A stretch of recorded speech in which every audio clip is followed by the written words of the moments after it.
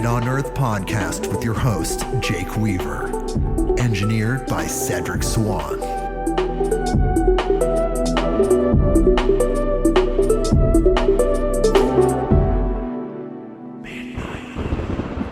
Hey everybody, we're back with another episode of Midnight on Earth.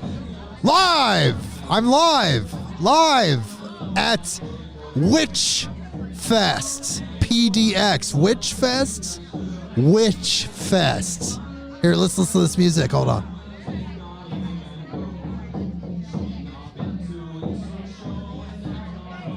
If you remember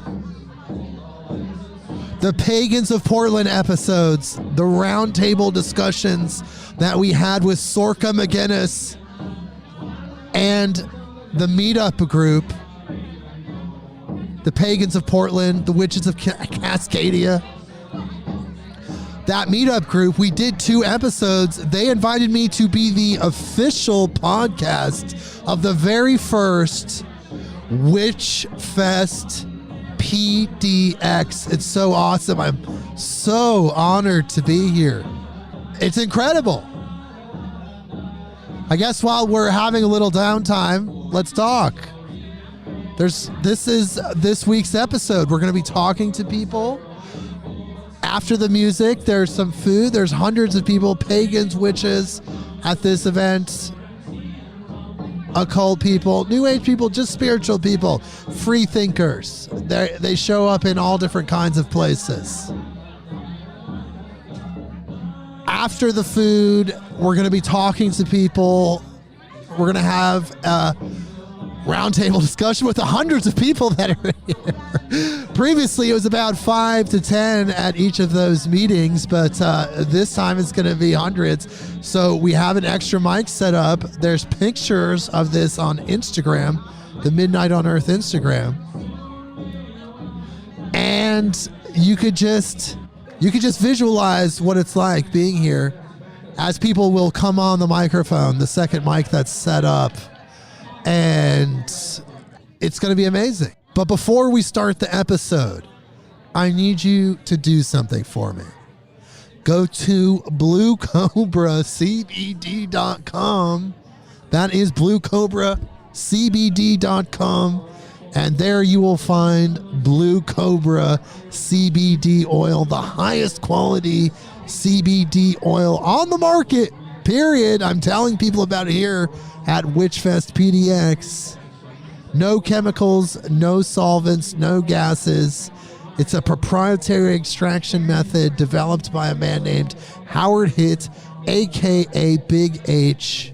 And it's absolutely amazing. There's nothing else like it. There's maximum strength King Cobra, regular strength Little King Cobra, and Wild Thing CBD for pets. CBD for everyone, please. It's so healing and magical. My God, it should be at WitchFest PDX like I am. And you can talk to Howard directly. He's there for you to answer your questions. And of course, there is a money back guarantee. If you don't like the product, you can keep the product. You can keep the shipping money if you had to pay it. And you get all your money back, but you may not have had to pay shipping because we have a discount code. And it's Big H, B-I-G, and the letter H. That gets you free shipping on any order in the continental 48 United States. And I absolutely love it. I actually wish I had bottles to give out here to people because these people know magical products. They know magic here at WitchFest PDX. So go there, check it out, everyone. BlueCobraCBD.com. That is BlueCobraCBD.com. There. I happily and lovingly told you about that here at WitchFest PDX. I also need you to follow me on Instagram at midnight_on_earth. That is the address. You can follow me there.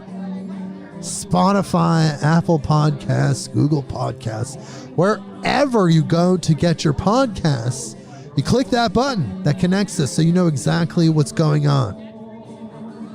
And tell a friend, word of mouth, tell someone that you know that would love to be sitting with us live at WitchFest PDX. You know them well. They're your friends, your family, your coworkers. They enjoy these type of conversations. Tell them.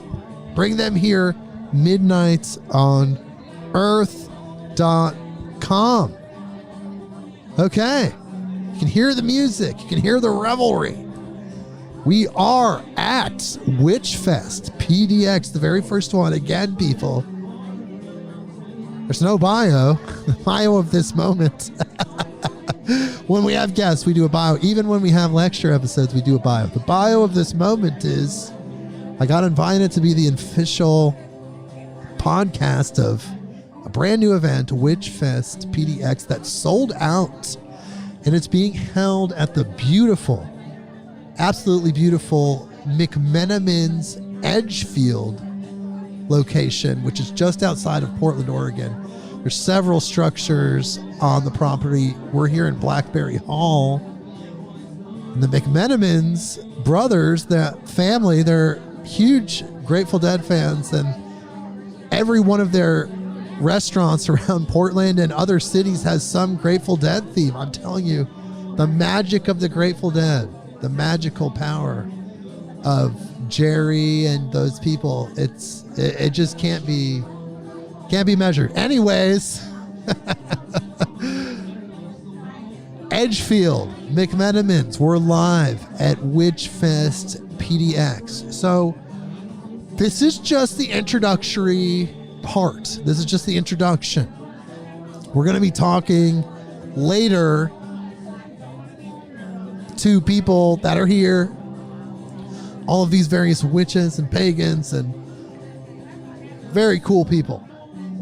We're going to be live podcasting, and you can see that picture. So I'm going to cut out here. I'm going to be kind of weaving in different parts and different times. It's not going to be as linear. I mean, it's going to be like synchronized. It's going to be in sync. The timing is going to be fluid and linear, but it's going to be in pieces. So thank you for listening and joining me. We're here live at WitchFest PDX. So stay tuned as we go through these beautiful segments together. Hello. All right.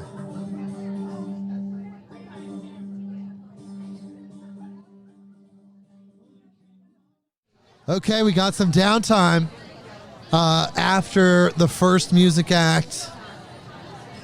We're hanging out and the crowd's getting thick. Beautiful people. You can look on the Midnight on Earth Instagram, see these pictures and videos that I posted, just so you have some context, like visual context. Absolutely beautiful crowd. Everyone got dressed up for the occasion, and they just look stunning with their handcrafted costumery with obviously a witch theme. But these people, this is their natural vibes. I'm really feeling this is how they would prefer it to be 24/7. Okay. So yes, again, people, official podcast of WitchFest PDX. We're going to be talking, if I can rope people in, we're going to be talking with people. Got a beautiful booth. We've got an open mic. Essentially, it's my mic, the mixing board, and then an open mic with headphones and a chair, just waiting for people or people to take that seat, and just we're going to have just like an open mic discussion. It's going to be amazing. Hello. 8 o'clock, Morris dancers from England. Bridgetown Morris. Tell me in the microphone. All right. Tell me in the microphone.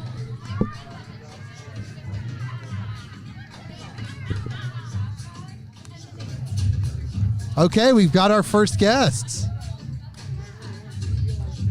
It's a little tricky. Uh-oh. Okay, here we go. There she is. Hi. Hey there. So, Hey. Hey, here we go.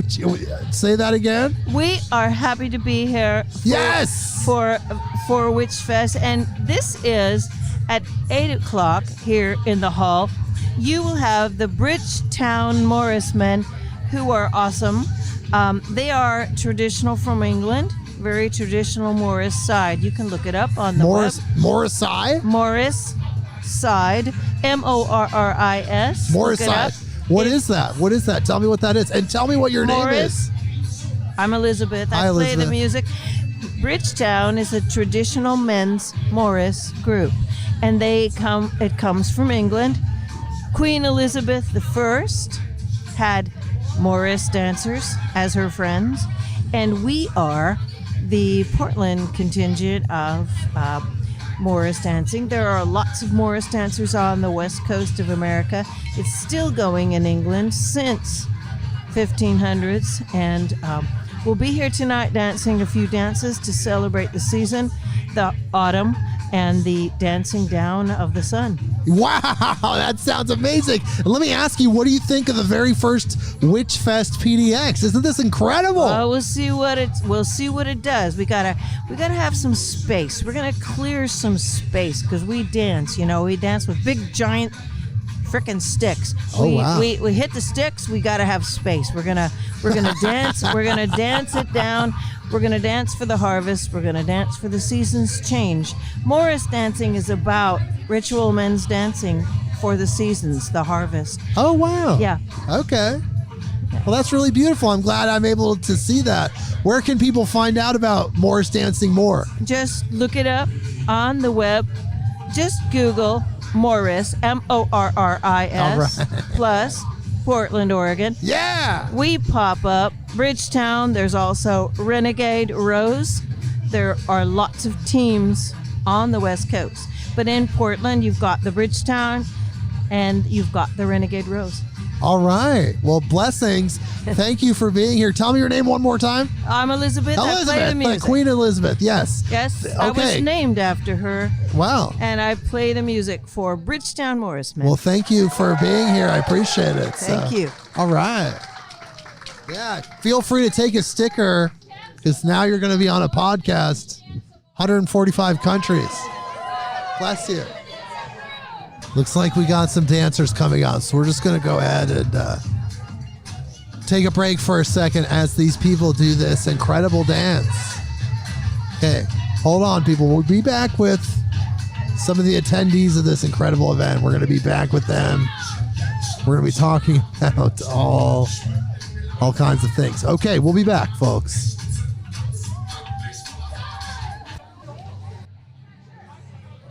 All right. Well, WitchFest PDX, just wanted to let people know just briefly that also here from Vital Force Herbs is Bryn Anderson. What's up? She's here also with all of these witches and warlocks and people like having an incredible time with costumes. She's here also with them, having fun. We're here. Yeah, this is super fun. It's so fun to feel festive and cozy on this first rainy day. Everyone's all dressed up beautifully and it smells so good. Flowers, candles everywhere. It's awesome. She's an official guest of the official podcast Midnight on Earth.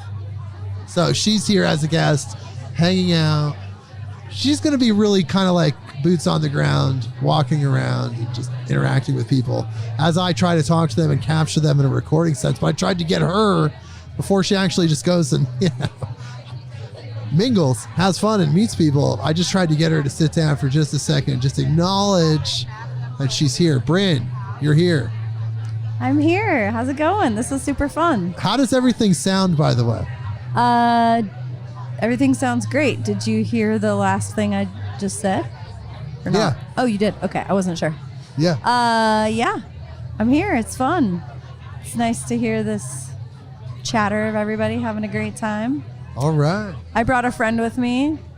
She's having a good time too.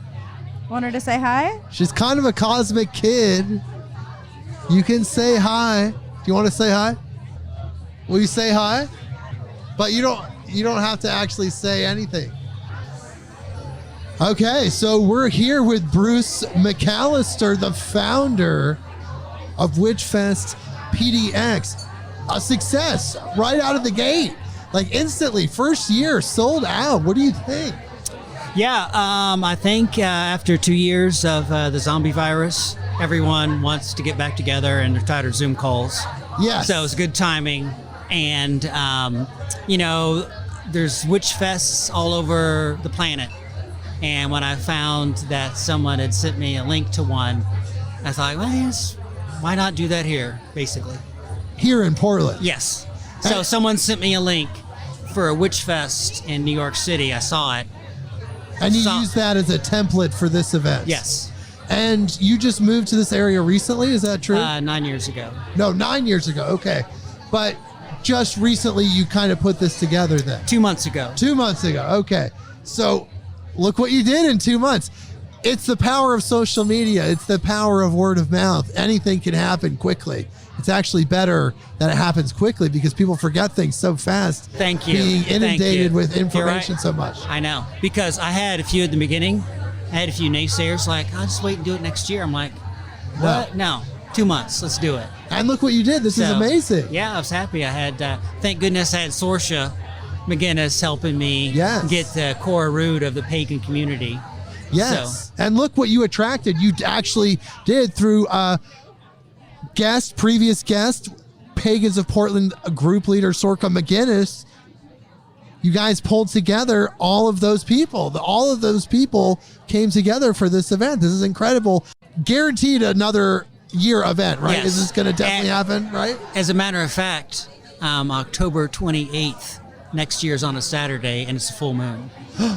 Oh my God, second annual WitchFest PDX. We already have dates.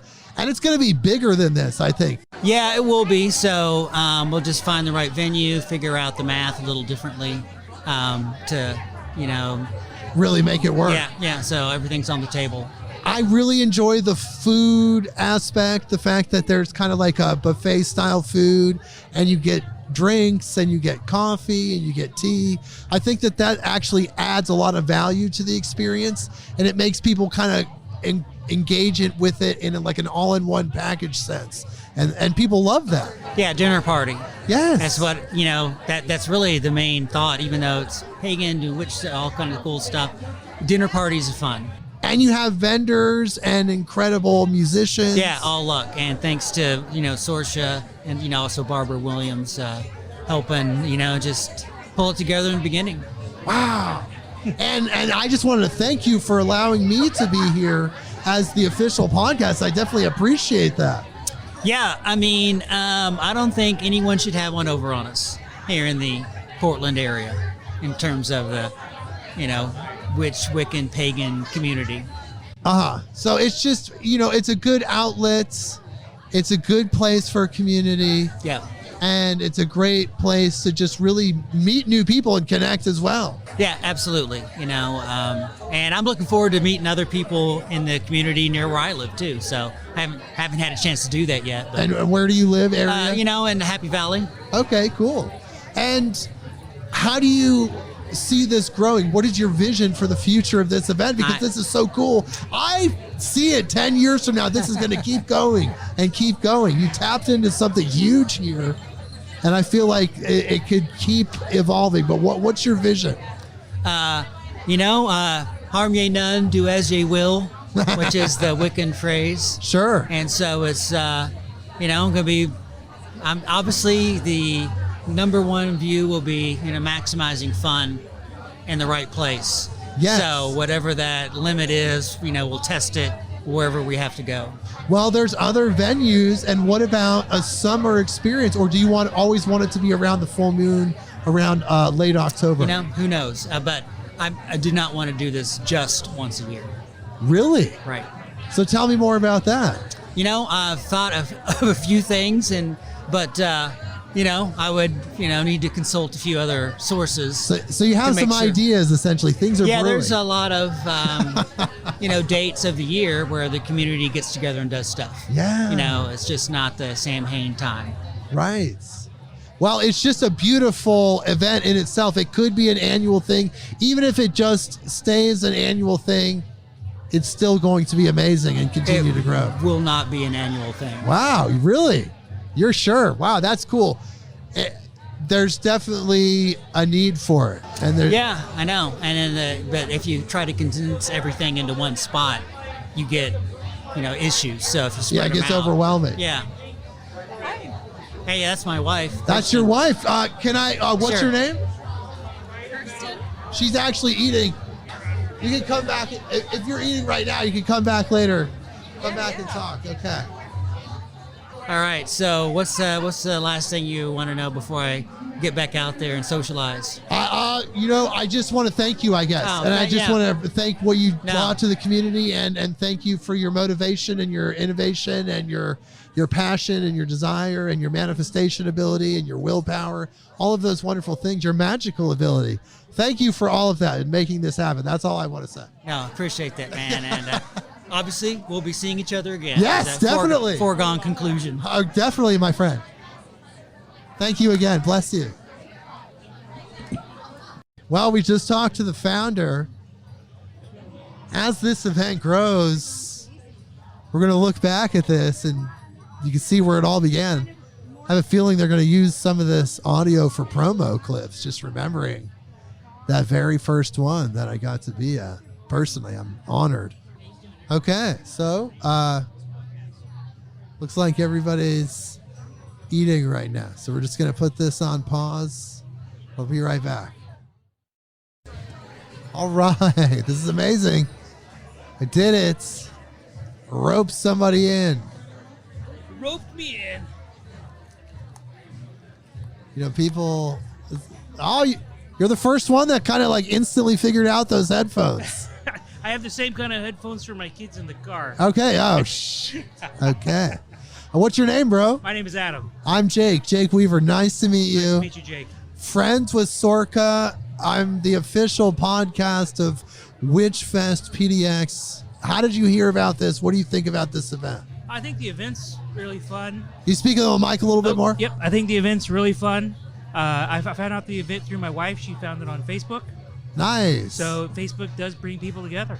So what do you think about the whole witch pagan vibe? Are you a pagan? Do you identify that way? How do you identify? I don't really identify. What about your wife? Like, what attracted you to this event? I mean, this is celebrating paganness, celebrating nature religions, the love of nature. The nature. Nature enduring in crystals and how it can heal. Okay. Things like that. So the new agey aspect, the new age aspects, that's the Yes. part I love Yeah. personally. And so that attracted you to this. Yes. And the other stuff is also cool. Yes, definitely.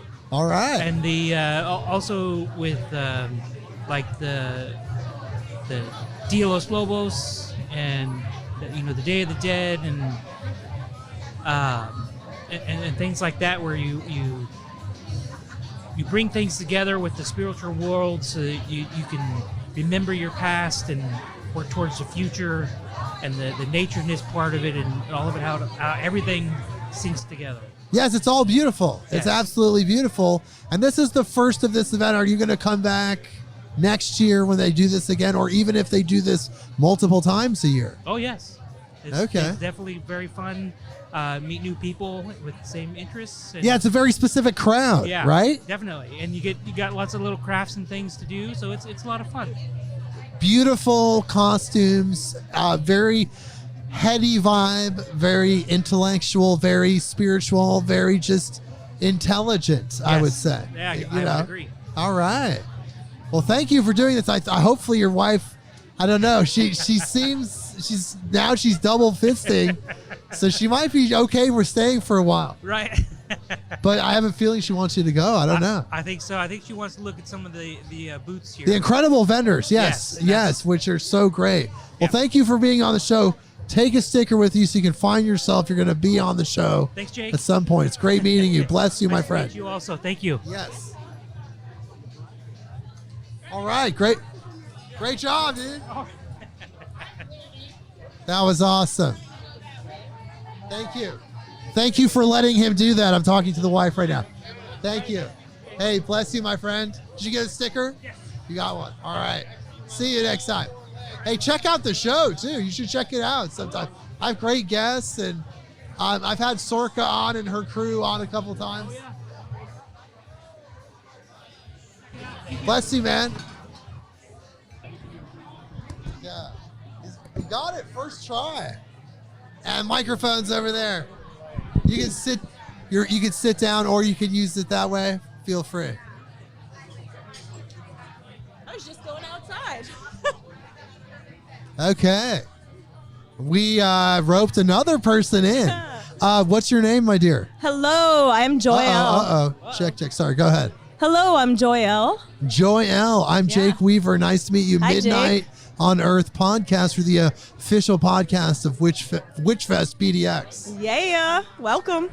So how did you hear about this fest? Tell me about A that. dear friend of mine told me I do a lot of ceremonial work, birth work, death work, coming of age ceremonies, and Really? this is right up my alley. I know, right? I felt the same way. I was honored when they invited me to be here. I was like, yes.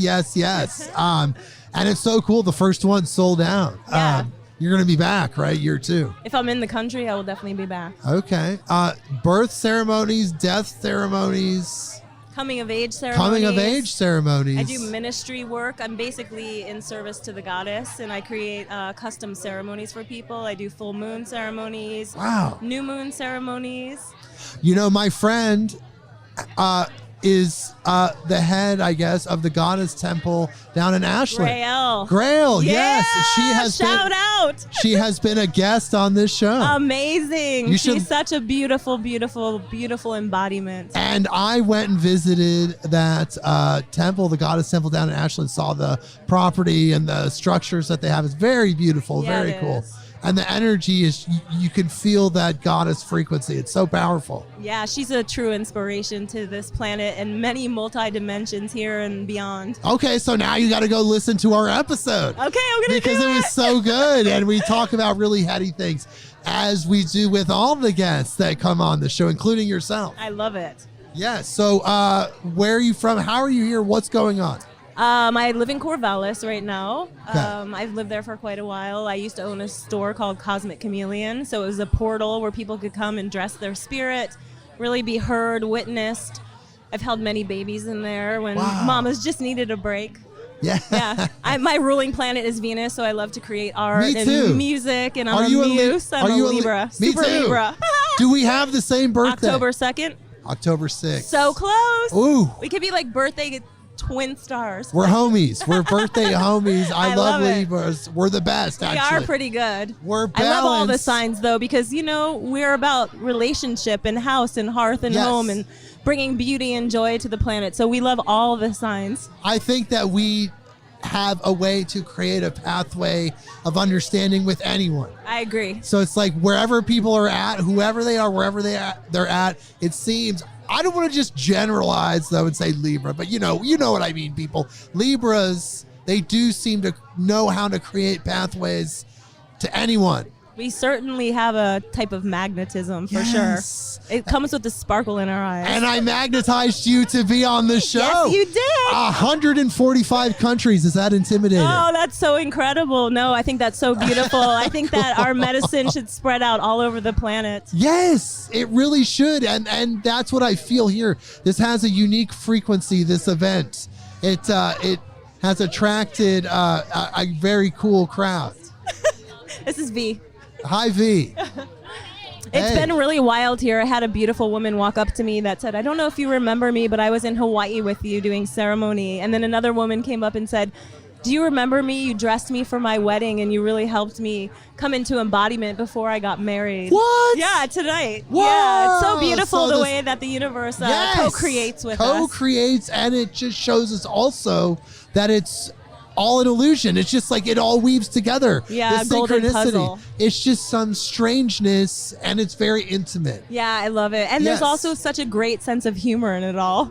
We have to remember to be playful and joyful and to create with one another. And through music and dance and ceremony and Yes. ritual, we get to learn to co-create again and to have that, I call it the hue of remembrance. The hue of remembrance. Well, we talk about how Source, whatever that is, the mystery, God, goddess, whatever that is, can be fun and funny. It doesn't have to always be so serious all the time, because you feel those intense energies and sometimes you feel unworthy, or sometimes you just want to puke because you're just in this human body. But you have to understand there is a sense of humor, like you said. It can be fun.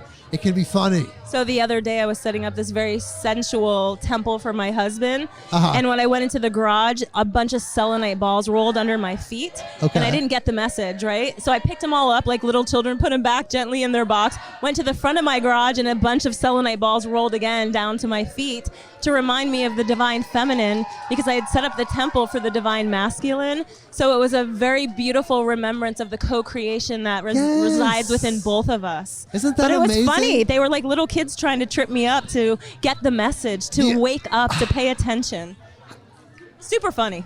And we, on this podcast, because I know you're going to be a fan now, we try to dive into the mechanics of those things. How does that happen? Where does the intersection of creation and divinity begin? It's very interesting. Yeah, I think that gratitude is one of the biggest creations each day, that we can then wake up into these beautiful embodiments and find what we're grateful for. And the other day someone said, instead of us focusing on what is wrong, what happens when we focus on what is right? Yes, it's a frequency shift, much like the abundance and scarcity mindset. That's a frequency shift. It's that same way. You get out of that and you switch it, and then all of a sudden you're attracting other things. So years ago, a dear friend of mine taught me an acronym for money, and it's my own natural energy yield. Yes. Yeah. Love exactly. that one. We talk about that quite a bit. I'm all about abundance consciousness, and there's so many great teachers out there teaching this, and it's where we need to go as spiritual people. We need to manifest and just create more. Yeah, I've really been working with magnetizing too. And working with magnetism. I made a beautiful Lakshmi oil, so working with goddess Lakshmi with beautiful feathers and gold flecks, and really honoring the daily practice, I think, is something that I have to work on myself, is really devoting time for my daily practice, whether that's in meditation or prayer or grounding or singing or movement, something that we do each day to rewire the mind and the body, and to learn how to co-create with one another in what you were saying, the abundance consciousness, the wealth codes. Yes, we can unlock all of that, because look, we're only here for a limited amount of time. Now think about this for a second, okay? Imagine that take a breath, you're holding a deep breath, because you're putting your head underwater because you want to see like the fish in this beautiful aquarium. So you take this big breath, and you put your head underwater. That is what life is. You're holding your breath. You're a light being. You're this energy being, and you took a breath and you're holding it to stay in this dimension.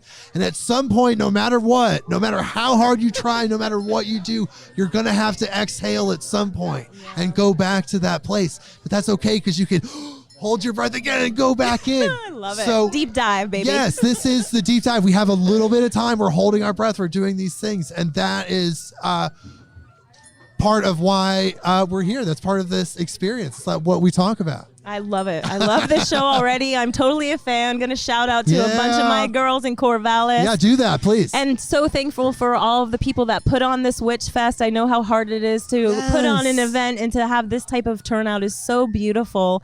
Everyone here is incredible, gorgeous looking. Everybody's in their beautiful attire, and I'm just so happy to be here. Yes, well, thank you for being on the show. Thank you. All right. Well, blessings. Yeah, it'll be on in a couple weeks. I'll awesome. let you know. All right. Bless you. Thank you. Thank you.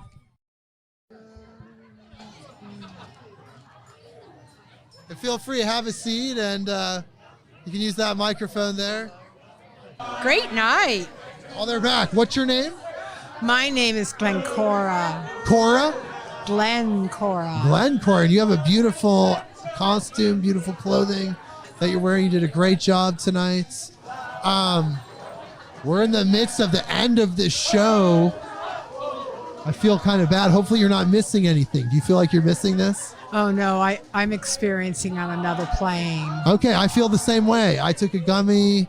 I feel pretty damn high. Yeah. My psychedelic days are not happening at this moment. They're still happening. Well, yeah. They just go on and They always go on and on. Tell me, why are you here? How did you find out about this place?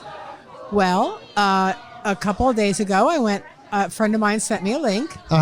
And then I went through all the mirage of being online and trying to find a ticket, and they were sold out. Oh, I know. Yes, but I'm magical. And you Actually, made it happen. I'm a card-carrying witch. Oh, beautiful. So, As so many people here are, actually. yes, I've noticed. I see some kindred spirits. Yeah, big time. So, anyway, what happened is I sent a messenger message to the organization putting this on going, I am so sad that you're sold out. And Bruce responded to me. We had a long chat, and he was very kind to offer me passage into this lovely party. Wow, incredible guy. Bruce did a great job. He's going to do even better next year. You're definitely coming back next year, right? Oh, I'm Bruce and I are hooked up, and we are Or at least seasonal, it talking sounds like. about more events like the Wheel of the Year. There are several fabulous feast days and celebrations through what is called the Wheel of the Year. So I'm a solitary witch. This means I follow whatever the hell I want to. Right. Yeah. So, and I'm originally from Asheville, North Carolina, where there is more card-carrying witches per capita than anywhere else. I'm sure Asheville is one of those special places. Actually, it's well known for having a unique frequency. Yes, it does. Yes, and the indigenous people will get that city back eventually, the land. Uh-huh. Yeah. So, but that's a whole nother story. But you're here and you've come into contact with all of us in this frequency matching event. This is so cool. Mm-hmm. And you're going to be back for the seasonal events because it seems like it was needed. For something to be this successful this quickly, it seems like there was a very big need for it. Yes, yes. Our country is made up of lots and lots of different spiritual bends and such. And it's nice that we feel more comfortable coming out of the shadows, even though the shadows are very important. Well, I feel like that a lot of our guests do talk about that. It's just a different time. We're going into a new era of humanity. Oh, yeah. So the openness and actually the coming to understanding for the public of all of the things that we've experienced forever, that's all happening now. So the acceptance, it's okay to be as open as you want to be now and explore all of these new avenues or things you've had maybe hidden in the past or maybe not public about, you can be totally public about. Yeah. I've been that way all my life. But here's the thing about being open and Sure. such. But in my realm, in where I go is nature is just inviting us in. There is so much conversation and also looking into elementals and what they are and are not. We all don't exist without each other. Right. Yeah. So and I was talking to someone earlier, everything has spirit, rocks, and they don't even have to be natural. Like this woman's boots definitely have spirit. Anyway. Yes, absolutely. Yeah, And yeah. there are people that can actually communicate with all of those objects and they get a reading from it because it has an individual unique consciousness. We all can do it. Yes, if you learn it. Well, no, because we were born with it. So, way beforehand. So, Eve, who got a lot of flack, but she chose to go to the tree of knowledge and talk with the saint, the snake, who is not Satan. It is snakes represent renewal, shedding your skin and doing something different or transforming yourself. And she went for the knowledge instead of just being some sort of plaything for God. But that's just my opinion. So you think that the condemnation happened because this goddess energy was assertive. But you understand that it's all metaphors too. Some people think that the tree of knowledge represents the psychedelic mushroom, and that what they call the stoned ape theory. And it's also the tree of life. Whoa. I know. That's the thing. Yeah. Okay, but would you say we're moving towards a heaven on earth scenario? That's what I see personally. Well, here's my thing. Okay. The Eden? Yes. This is Eden, what we're living on right now. I don't know about heaven. The stuff up beyond our atmosphere is of no concern to me. Okay. That's more Father God in my stuff. I'm way more intimate and dancing with the earth as a deity. If we want to give it that name, it's more like, she is our mother. And I love the goddesses and I've studied them and all that sort of thing. And I'm not so much dedicating myself to one or the other, because you can kind of get in trouble with the goddesses if you're not right with it. So I go straight to the source. Gaia, the earth, whatever. Right. And her minion, which we are part of. And so are the elementals and the animals and things that we think have gone extinct, but not so much. Well, there's so much earth where they're hiding. They're just intelligent. Yeah. Well, intelligent beings hide when they're under stress or duress. Absolutely. And so they're still out there. It's just and we're coming. This is the season. This is the season where the things between the mist are at the seams. It becomes lighter, and this is part of the thing about the Dia de los Muertos, is that it's much easier because that mist is getting easier to communicate, and every time, and it's not just the Americas or Europe, all the way around the world. This time of year is when if we open ourselves up and want to speak to our ancestors, is a very important time to honor your ancestors. And there's different ways of doing that. So you're saying this is the time now. So you're saying it's like the veil between the dimensions where those spirits reside after they leave the physical body. Yeah. The veil center, and you can send energy through thought, through prayer, through ritual and magic. Dancing, having wild sex, whatever, honey. And you can send that energy to those ancestors. Yes. And then recognize them. And it's also a great time to seek out and be kind and very respectful when you're seeking out elementals. And that, interesting. Yeah. Okay, here's one question I want to ask you. You're very earth-centric. You're resonating with Gaia as your conduit for spiritual energy.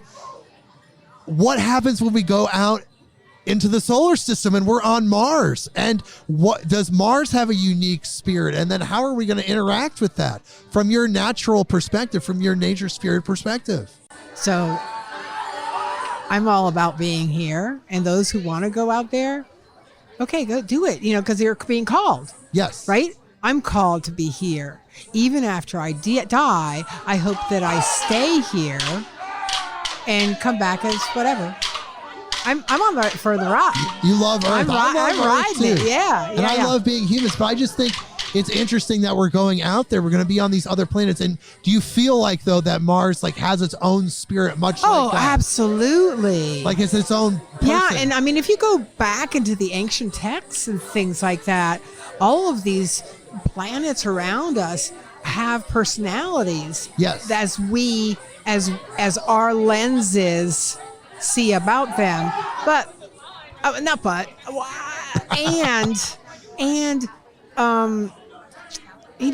there's too much evidence that we have been in contact with entities beyond our Earth, and I mean that from as far as physical beings or woo beings or whatever.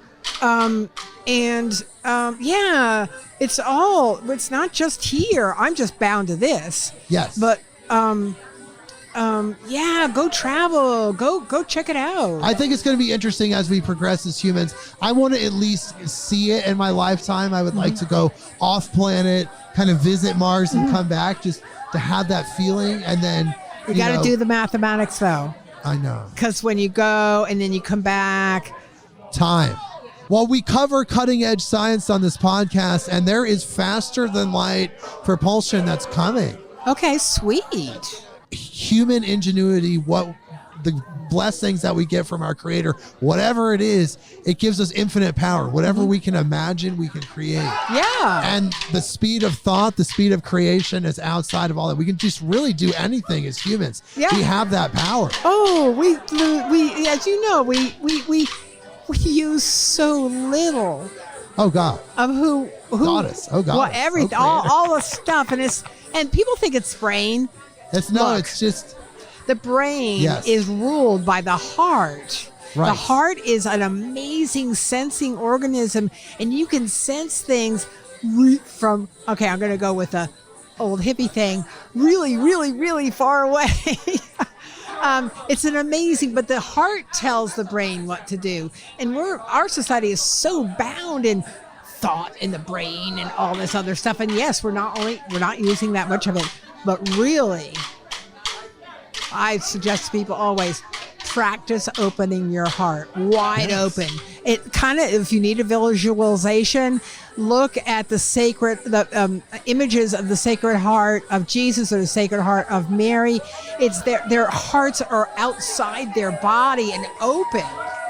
And that's a good way of visualizing, and practice that, because that's part of the amazing superpowers we have. Well, our last week's guest, who was talking about Venus light technology, working with these light beings, she said that in our heart is actually like a stargate.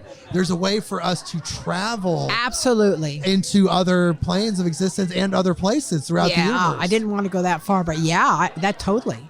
Okay.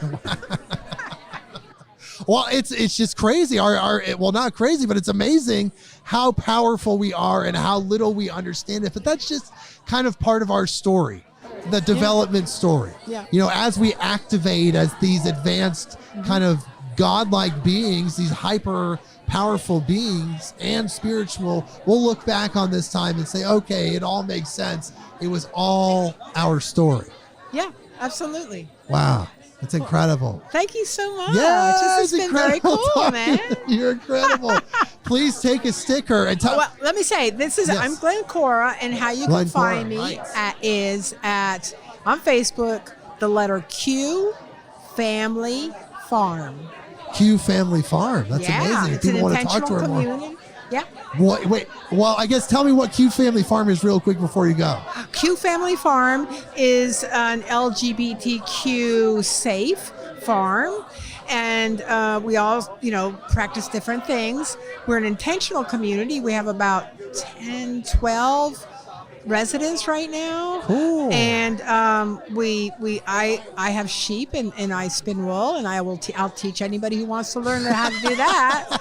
And I also am a natural beekeeper. Wow. And then I have a bunch of chickens that lay all different color eggs. And it's like amazing. Easter every morning. Well, thank you for being on the show, Glenn Cora. I appreciate it. Looking forward to hearing from people. Yes. And thank you so much for calling me over. Yes, and you got the sticker, right? Yes. So that way, check the website. The next couple of weeks, you'll be on it. You're live. Thank you for your generosity. Bless you. Okay. All right. Well, that was amazing. Another incredible person sharing with us and sharing their experience. Super nice, as there's so much. Bless you, my dear. Thank you. I appreciate you. All right. Well, that was so cool. I love talking with her. What a sweetheart. Bless you, dear. What a sweetheart. And I just feel that goddess energy. I just want to say thank you to the goddess.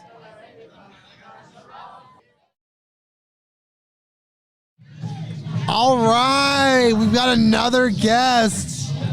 That's this incredible event WitchFest PDX. Tell me your name. Sherry Salmon. Can you speak into the mic a little bit more? Sherry Salmon. Sherry Salmon, and you have a new organization. You have a little booth set up over there. What is it called? Tell me about it. So we are Portland, Oregon Paranormal. Portland, Oregon Paranormal. Portland, Oregon and Paranormal. We are a offshoot of Western Idaho Paranormal. Wow. They've been around a little bit longer. We are still fairly new. So we've only done a few investigations, mostly larger team investigations with the Idaho group. So you're starting out just now, and you're trying to investigate these paranormal science, people's paranormal experiences in the Portland area, the greater Portland area, Beaverton, Hillsboro, all of those places. Yes, and we actually are willing to travel pretty much anywhere in Oregon. Oh, really? Yeah. Okay, wow, that's amazing. So, brand new. Welcome aboard. Thank you. I mean, time goes quick. You're going to have a lot of experiences. Yes. What have you experienced so far, to your few experiences? So far, we have done team investigations twice at the Sumter B&B in Sumter, Oregon. And we've also done one, since I've joined, one investigation at the Gooding Inn, which was part of an old tuberculosis hospital in Gooding, Idaho. So, any phenomena happening in your presence? Not in mine. I tend to be the wet blanket of the team, sadly. It's like if I'm there, the ghosts are like, nah. So it's sad but true. So I'm kind of the skeptical believer of the group. I want to debunk and find proof. Okay. I have to be convinced. But teammates of mine have had definite experiences. We have caught evidence, either some visual, most of it audio. Wow, because you do work with that greater team in Idaho. Yes. So I noticed on your table you have some equipment displayed. Is that some of the ghost hunting equipment that's available? Yes, so that's some of mine that I've collected, Okay. just to show people that you don't really have to spend a lot of money on equipment when you're first starting out. So I got there were a couple of pieces that I got off of wish.com of all places. Okay. I have a K2 meter that I think you can get online or at hardware stores. And then a couple of REM pods that a gentleman makes on Etsy. He makes his own equipment and sells it for a fraction of the cost of some other websites. Wow. So thanks for the heads up on that. Yeah, I've collected a few pieces. And then our Idaho team, as they've been around a lot longer, they have a lot more, much more sophisticated equipment. But we're getting there. So why do you feel motivated to dive into this in your life? Like, why do you want to investigate paranormal things? I have always been fascinated. In true hauntings. I've read books about it since I was a kid. Have been, the great American haunted places. Have wanted to visit as many of those as I could. So when the opportunity came up, our team leader, Dina, who isn't here tonight, she posted on Nextdoor, does anybody want to help form a paranormal investigation group? And I said, yes, I do. So we just kind of formed, and there's now 4 of us here in Portland. And it's been a lot of fun. Getting to know the bigger team and having their support has been really invaluable to us. Well, as you grow, as you expand, of course, we'd love to have you guys on the show. And great. You can report to us some of the incredible things you've experienced out there, because you're going to experience a lot. One of the leading exorcists lives in the Beaverton area. He's been on the show, Reverend Cloud, James Cloud. He's been on the show. And it's an interesting place, the Northwest. There's a lot going on. The graveyards, there's mass graves of some of the Chinese workers. Right. There's just a lot going on. I'm sure you're gonna see a lot. Are you worried at all? Do you take precautions? Do you protect yourself when you go out in the field? No, actually, I haven't yet. I haven't run across. I mean, personally, I have not run across anything harmful. So I'm guess I'd cross that bridge when I came to it. Oh, geez. Because it seems like you'd want to protect yourself, because when you're going into these situations, they're energetic beings and they can attach to you. Right. And if you don't shield yourself correctly beforehand, if you don't know those techniques, there's a chance, not saying it's going to happen, but there's a chance they could mess with you. Yeah, that's true. I mean, you got to just have it in your toolkit. That's just my advice. I've had Dale Kazmarek on. He's one of the nation's leading paranormal investigators and ghost hunters, and he talks about things like that. Okay. And it's incredible. And this is so cool. It is cool. Like I say, I have not yet had any experiences, but I am really looking forward to having my own experience that will maybe I won't be able to document it to someone else's, satisfaction, but it will prove to me at least. It'll happen to you. Yeah. It's happened to me. UFOs, aliens, ghosts, I've seen them all at this point. And there was a point in my life where I'd never seen them before. Oh, wow. And I thought it was all just, not that I doubted it all, but it wasn't in my reality. Right. But then having those experiences, you get that validation. So it's all real. It'll just happen. Yeah, there's a lot going on in the Northwest. I know that. Yes. Yeah. And how long have you lived in the Northwest? All my life. I was born in Portland. So. And now you're going full on. Yes, you know about the White Eagle Saloon. I spent the night there years ago. There was a paranormal group that was doing investigations, and you could pay to be a guest. And so I did, and I spent the night there, and absolutely nothing happened. Yet again, the web blanket. My sister was over there going, something's touching me over here. And I'm like, hello, over here, you can touch me. Nothing. That's because they know. Apparently. It's so frustrating. But your sister did feel somebody or something. That's what she says. Really? I think everyone on the planet is more sensitive than I am to these things. Wow. So I'm working on trying to find out how you can become more sensitive. So. I had an experience down in the saloon, the White Eagle Saloon, where a friend of mine and we made a pendulum. She made a pendulum with me, and the pendulum is just spinning on its own. Wow. I literally watched it before my eyes, and we would ask it questions. It would turn one way, and it would turn the other way. And if it was super accurate or super powerful response, literally my hand was like perfectly still, and the thing would just be like... Really happened. True stories. That's interesting. Yeah. Yeah, I did so I got to spend the night at the Myrtles Plantation outside of Baton Rouge. Okay. I did get to do that, and when I was almost asleep, it felt like someone yanked on the covers right by my neck, but when I woke up, there was nothing, and then I almost fell asleep again, and it felt like somebody sat on the bed right behind my knees. Whoa! So I can't prove that happened, but I tend to believe that just gave me maybe. The chills. But it was fun. It was awesome, and I hope to go back next year. So, I mean, what do you think it is? Is it residual, like, ego? Is it, like, some part of our spirit? Because it seems like the soul moves on and reincarnates, and we have a soul's journey. So then what is the ghost? I think a lot of it can be residual energy. So it's not interacting with you. It's just going about its business, doing whatever. And then I think maybe sometimes there is energy that is more conscious, if that's a word that makes sense. Maybe there's a little bit of consciousness that stays sometimes if somebody wants to stay or doesn't want to move on. I'm not really sure. That's why I want to do this. It all fascinates me. It seems it is very. It's a multi-dimensional. There's something residual there. And who knows? Maybe sometimes it's time overlapping.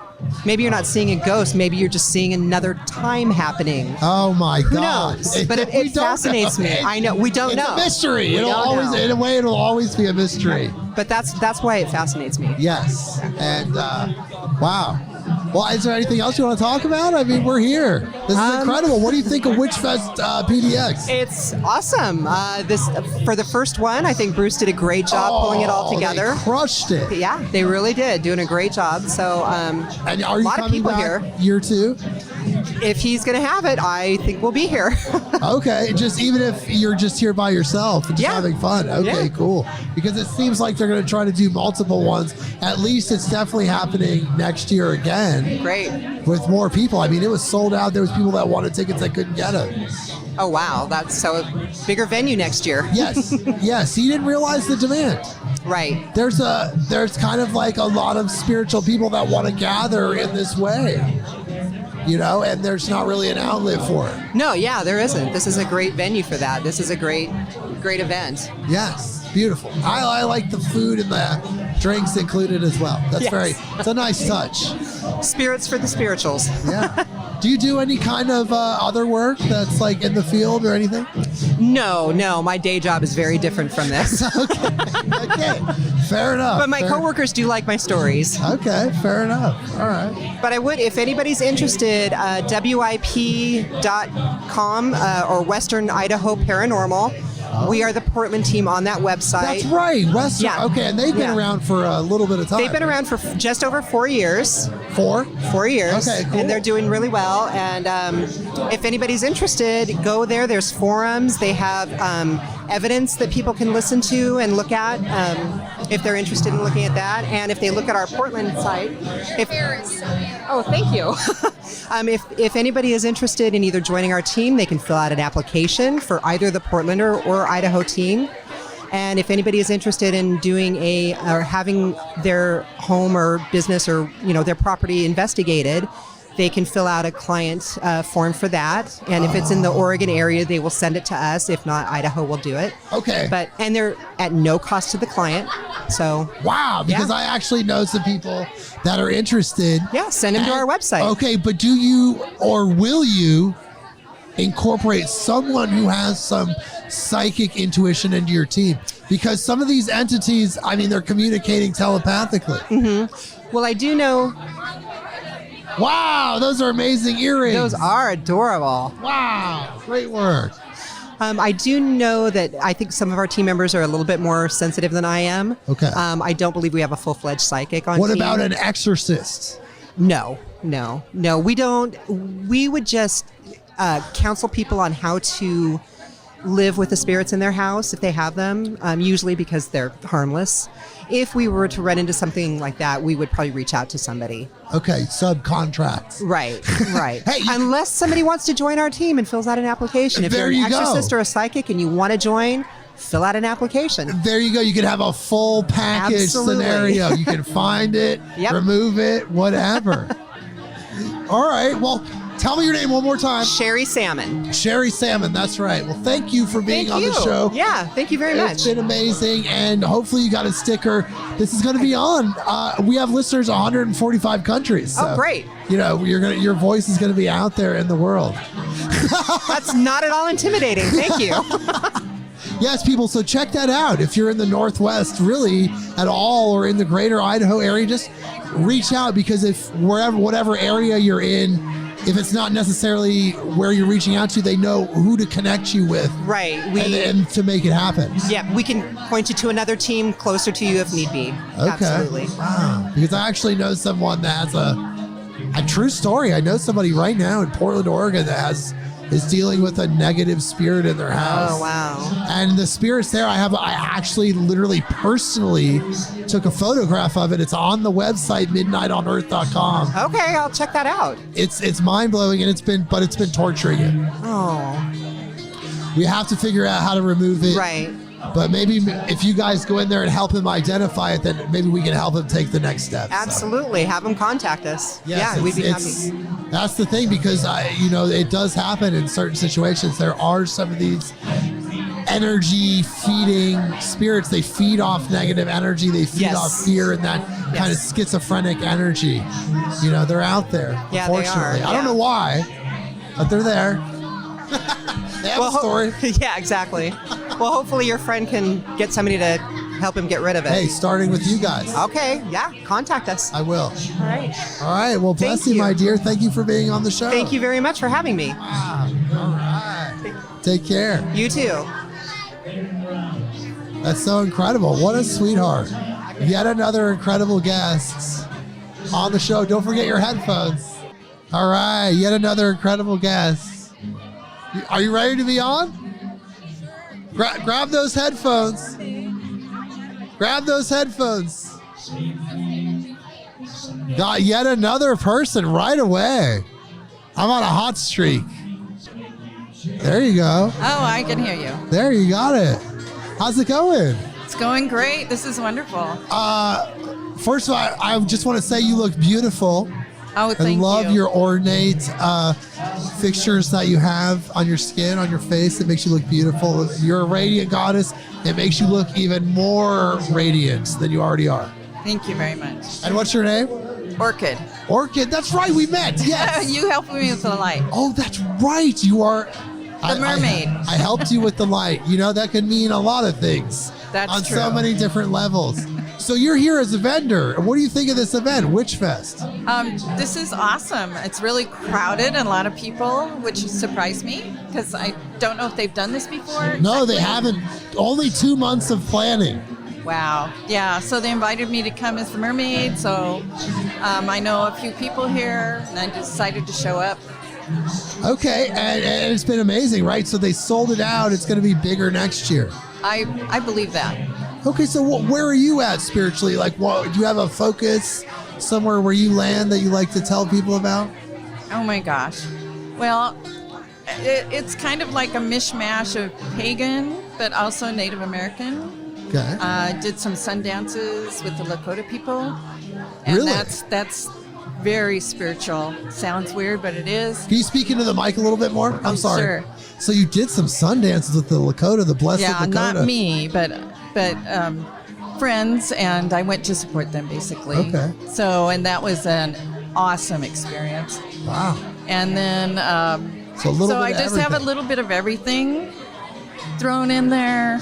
Grew up as a Christian, and But isn't that the way it's supposed to be? Oh, gosh. You I get find that. these universal truths, and then that's what you incorporate into your kind of spiritual paradigm, how you process your spiritual energy.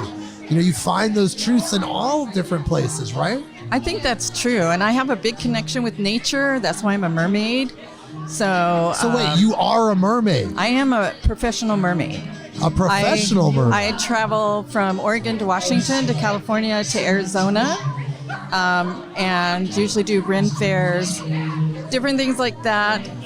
Oh, Look, I know. I'm not noticing a fin right now. I'm sorry. Is it like a light body, energy body type thing, or do you get a costume?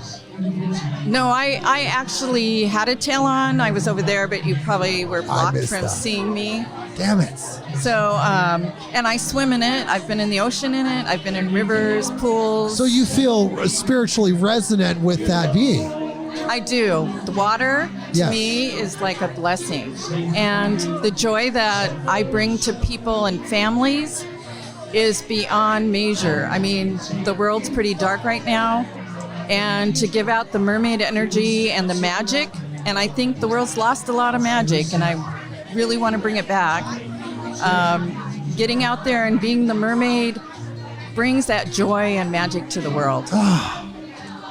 And it's light energy, it's love. It just activates people. Well, and it's just young children believe in magic. Yes. Most of them. And it's not until they get to I don't know, maybe 4th grade, they start saying to me, "You're not real." And I always say, and this is emotional for me, I say, "Who took your magic? Who took the magic out of your heart?" I have magic in my heart, and I'm a mermaid, and that's where my magic is.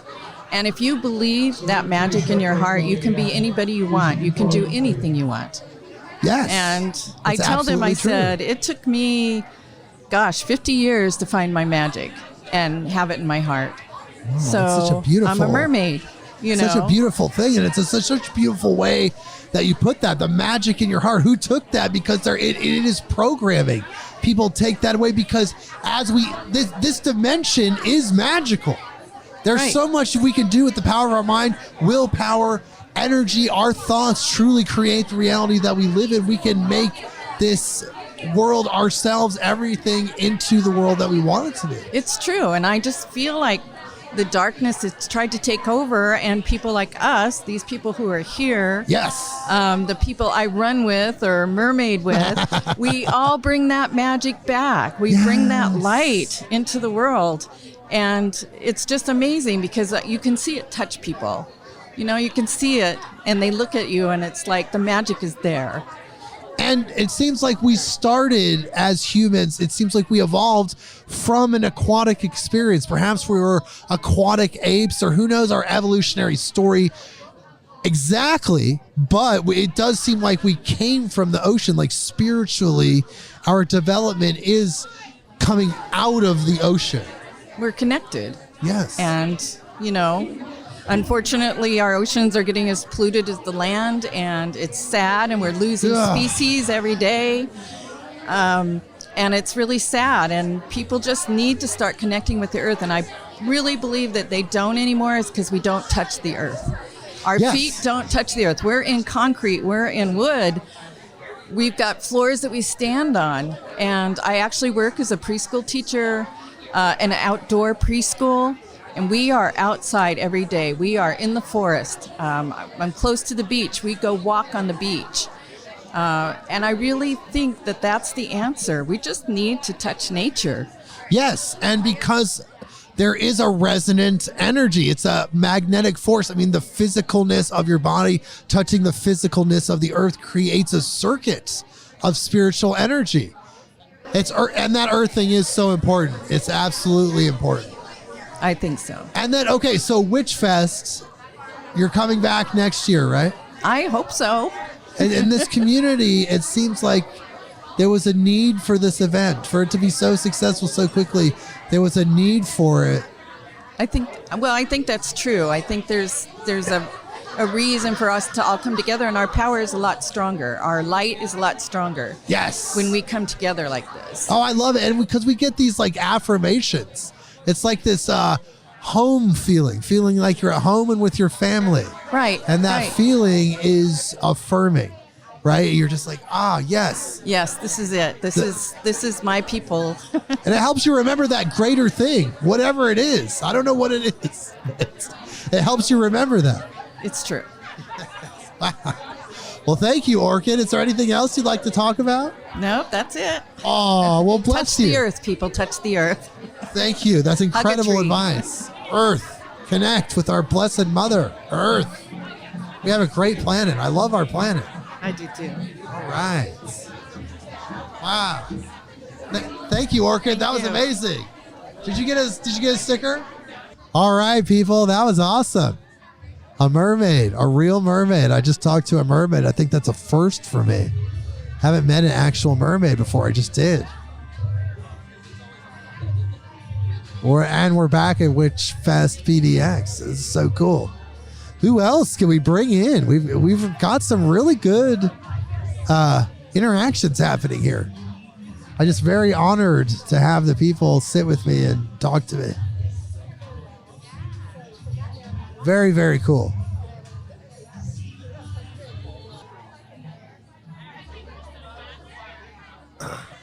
You guys ready to be on the show? Are you sure? All right. Yes, you ready to be on? Yeah, come on back on. Yes, please. Amazing. Okay, I guess I'm ready. Someone came and brought me my drink. Epic, grab those headphones. You're on. Oh, goodness, already? Yep, you're ready to go. All right. Just slap those puppies on and you're golden. Thank goodness I'm not wearing my pointy hat anymore.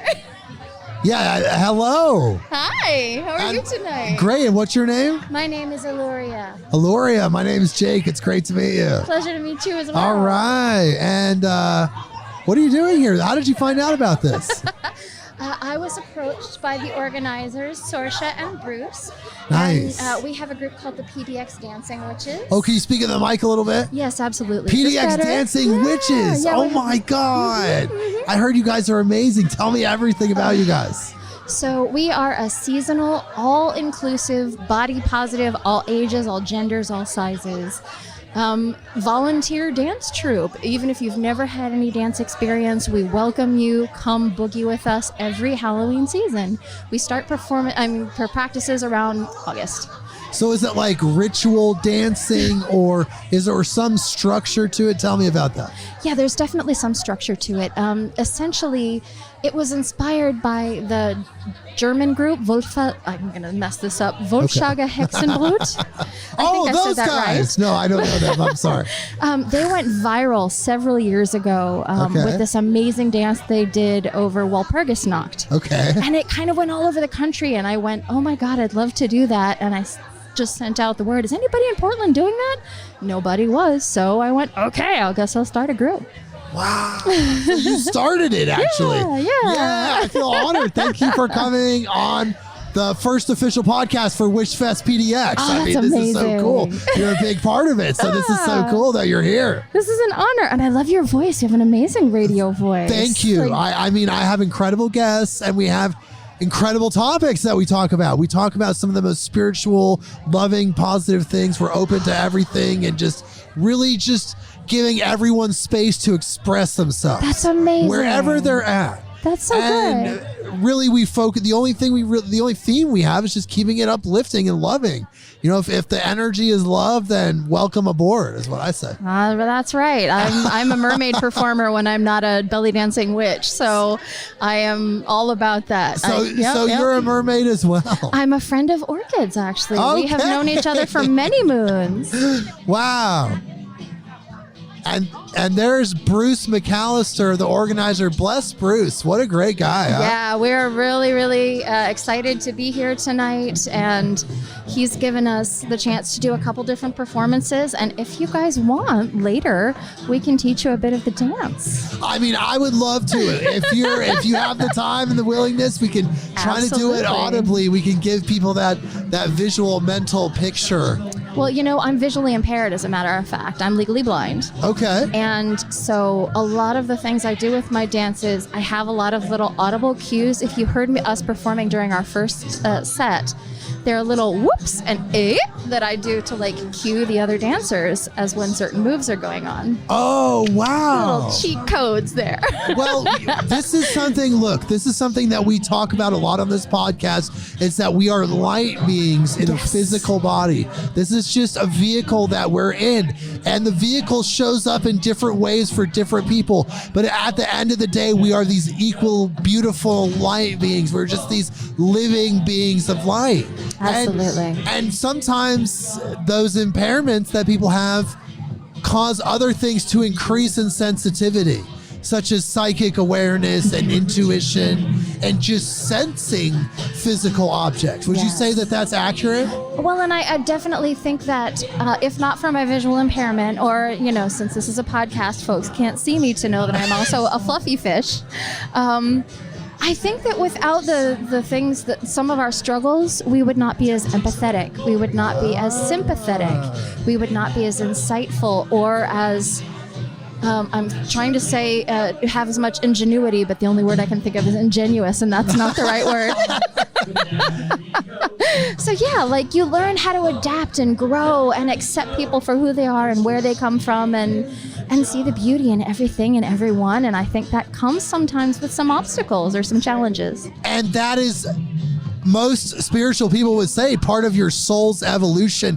Whatever lessons you're learning from this experience is ultimately helping you evolve in a greater sense. Absolutely. And you're going to leave this life when it's your time, whenever it is, with so much more information. And you're going to incorporate that, and then boom, next life, you're just going to be taking it higher and higher and higher. Absolutely. And I feel like, you know, depending on our challenges as well, we find joy in different ways and in different places. We learn to appreciate all of the magic around us that maybe we might not have seen if we weren't our eyes weren't open to it in other ways. Yeah, I know. Isn't that incredible? Yeah.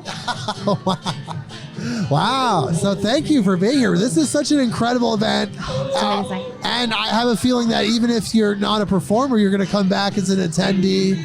Absolutely. There's so much spirit. I loved the Morris dancers and the musician on right now. So good. It's a different vibe. It's like its own frequency. There's a lot of joy here, which is really, really nice. It's the magical people, the people that are open to utilizing their personal power, I would say. People that are like self-motivated, self-directed, and very genuine. Yes. They're just like, we're all just here. I guess that's right. A little less about the material and a little more about the intrinsic and spiritual. Yeah. It's very incredible. So do you have any words of wisdom for our listeners? You know, we have listeners in 145 countries out in the world. Oh, wow. That's amazing. Going out there everywhere. Well, I would say that no matter what your obstacles, no matter what your challenges, regardless of whether it's, a disability or you feel that your size is an impediment or your economic background, whatever challenges you may face, no matter who you are, no matter what age you are. That's another big thing. A lot of people think, well, I'm over a certain age, I can't do a thing. I know. So my motto as a mermaid performer, especially as one with who's plus size and with a visual impairment, but my motto is always, everybody deserves to live their dreams. Yes. And that is something that I hold very passionately and very deeply. So that's my mission as a mermaid. No matter what I do, I really want to help everybody make various dreams come true. So that's my biggest thing, is don't be afraid to chase that dream, because there's only so much time on this earth. Yes, and you have now to do it. We were just talking about how it's like you're holding your breath and you're just seeing how long you can hold your breath in that life. At some point, you're going to have to exhale. Yes. And you're going to have to go back. Absolutely. I sometimes kick myself over thinking how many decades, literally decades, I wasted not learning how to belly dance, not pursuing my dream as a mermaid, because I thought no one wants to see a plus size mermaid. No one's going to care about what I have to offer, with my size as a singer. Now imagine what I could have done with my life, my career, my opportunities if I had done it decades ago. That's okay. It's just still part of your story. It's part of my journey, and I had to learn that lesson. Yes. And so that's why I say don't wait. And now that I have started pursuing those things, I definitely feel like what's important is that you do it. Stop finding reasons not to do the thing. Don't wait to buy that dress until you're a certain size. Don't wait to take that vacation until you're a certain whatever. Do it now. Exactly. You have to. It creates a vacuum. Yes. You could talk about all of these universal laws and how prosperity consciousness affects everything. We can have a whole podcast episode about that, as you know. Tell me your name one more time. My name is Illuria. Illuria. Yes. It starts with a Y, so it always messes Illuria. people up. Illuria. Yeah, that's a good one. You're the first Illuria I've ever met. Why, thank you. Actually, it's weird enough that if you Google me, YLLURIA, you will find me. I'm on TikTok, Instagram, all the things with that weird Y. And when little kids meet me as a mermaid, and I say, hi, my name is Illuria, and they'll go, they can't say it. So I say, ill like you're sick, Lou like the bathroom, like a potty, like a car wreck, and I like coffee. Illuria. Yeah, exactly. I don't know if I was smart enough to follow that. I think I did. Oh, I'm sure you did fine. Well, thank you for joining us. It's been a great conversation. I really appreciate you being here. Oh, it's been wonderful. Thank you so much. Yeah. Bless you. All right. You as well. Thank you for the great convo. Have a good time tonight. Yeah, thank you. All right, that was epic. That was wonderful. Illuria. Did you get a sticker? No. Here you go. How Take do I that. direct people to this? Okay, so our episode's going to be on in like a few weeks. Cool. But it's on Spotify and everything. It's called Midnight on Earth. It's just literally everywhere. Apple, all the places. Like anywhere where there's a podcast. And the website too. So. I used to have a podcast. All right, Illuria. Oh, wow. And Orchid's back with her mermaid costume. Look how beautiful that is. Oh, my God. I'm sorry I missed it. I just had an incredible conversation with Illuria. I know she's amazing. What an incredible woman. Wow. Thank you. Wow. Okay. I just got to see Orchid's mermaid costume. Her real self, her true self.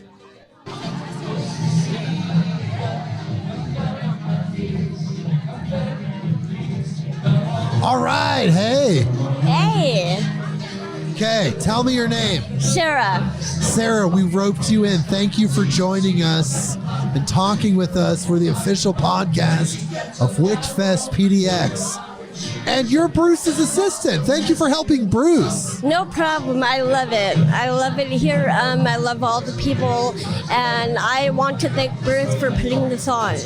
What a great event, isn't it? Yes, it is. It's very good. We had a great turnout, great food, great drinks, good everything.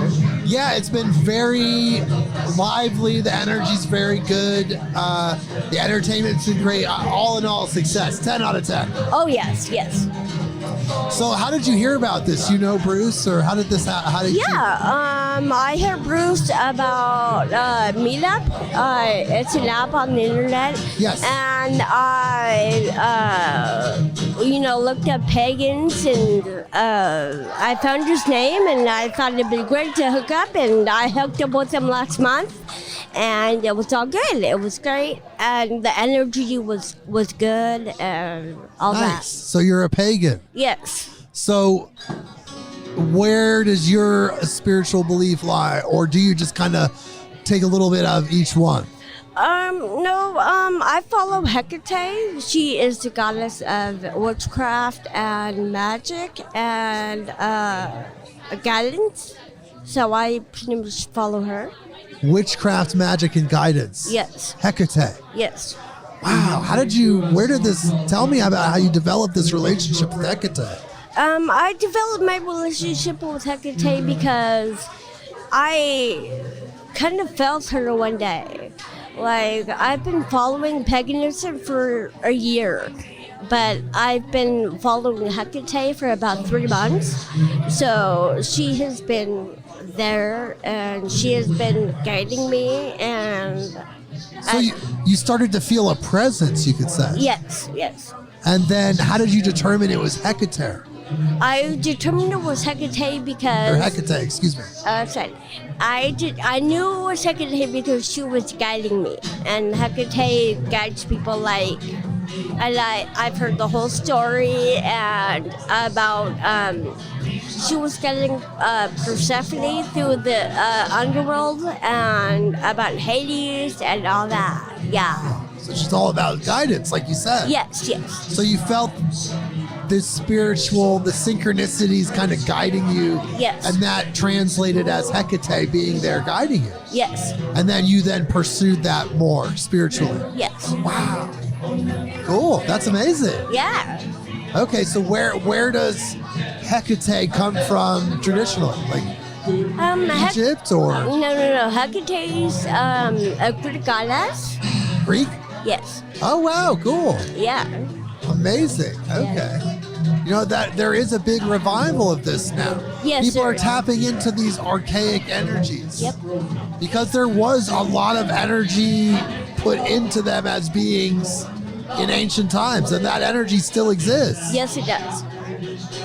Wow. Yep. So what have you learned? I've learned a lot about guidance and a lot about witchcraft, and basically her energy is a good energy, and I know a lot of people will say that it's a bad energy, but it's not. It's really good. So I would have to say that it's good energy, and if you follow it, I would definitely pursue that. So you practice witchcraft. Yes, I do. And obviously, I feel like you're a white magician. Like you work with white magic. Yes, I do. Okay, tell me about that. I work with white magic, and I work with banishing magic, and I work with the cleansing, and I work with protection. Oh wow! And yeah. That's all very powerful things. Yeah, they are. They are. And I just you're astounding me. I'm trying to think of a really good question to ask you. Yeah. Well, I just noticed your aura is very powerful. You have a lot of magnetic energy. I'm sure people would say that to you. Yes. And you figured out how to utilize that a little bit. Yeah. Okay. And what about this event? What do you feel about the general energy of this event? As you read the energy, what do you experience? It is good energy here, definitely.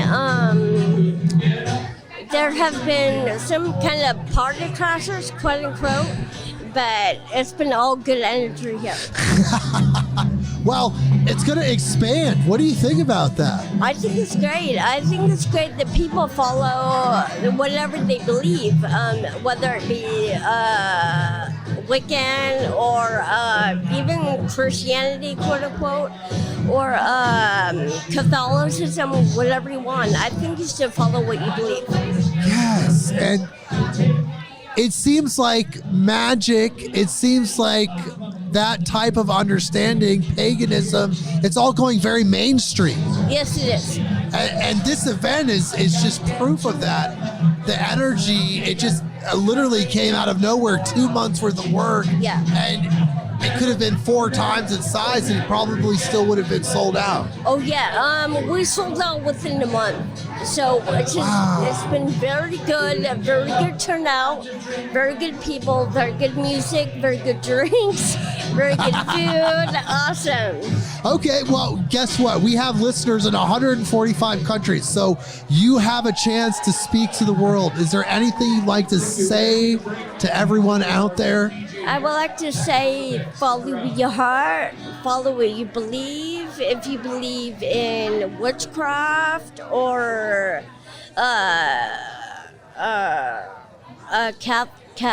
Catholicism or Christianity, follow what you believe. Be yourself. That's what I have to say, be yourself.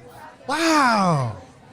That's super powerful. It's just be authentic, be your true self, because then you're fully activated. You're not living in a fake illusion that's not even real. Exactly. How can you serve? How can you utilize your magic, your willpower, all of your personal strengths when you're living a lie? Exactly.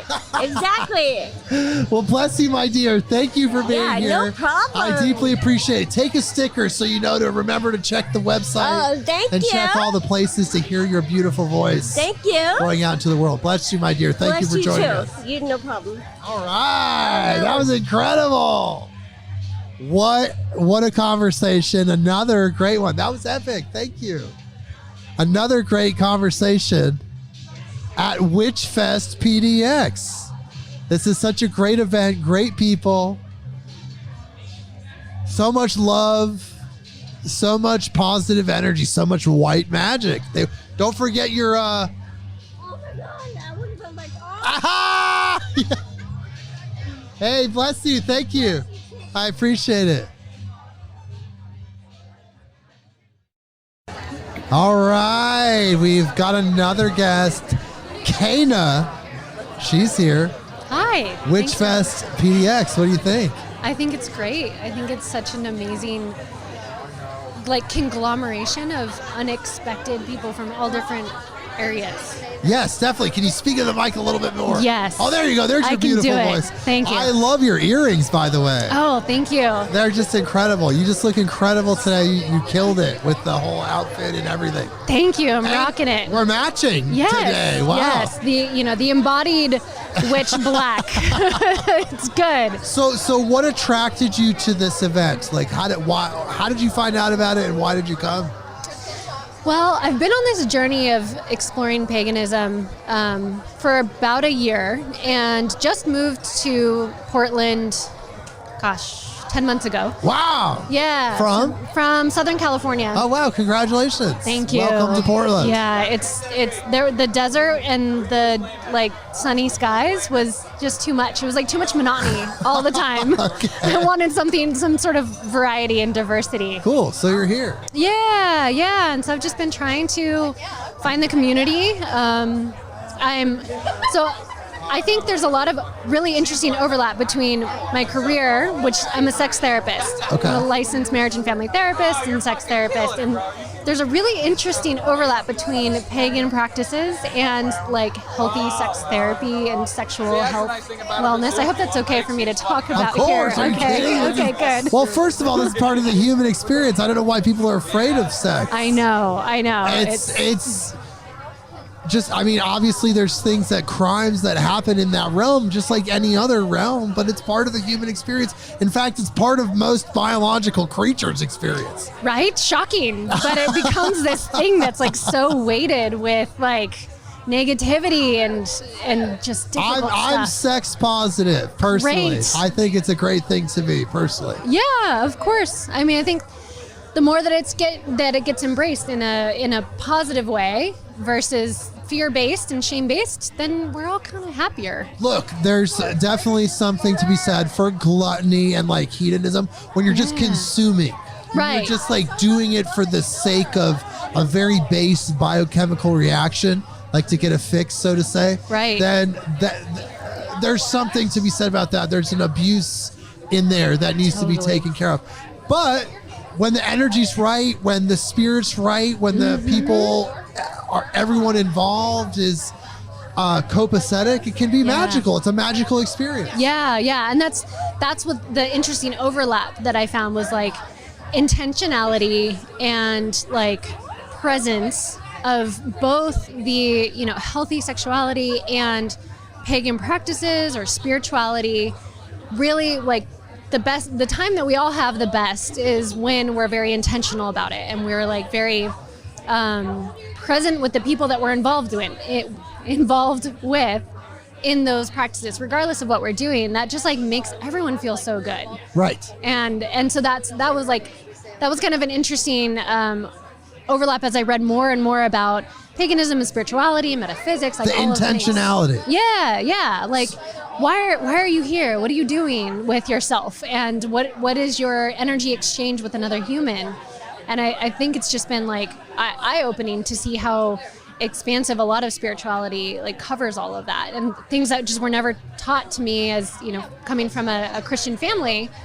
That was not a part of the conversation around connection. Isn't that interesting? Yeah. Well, it's just when we talk about religions, what I see and what I intuitively always feel is just confusion.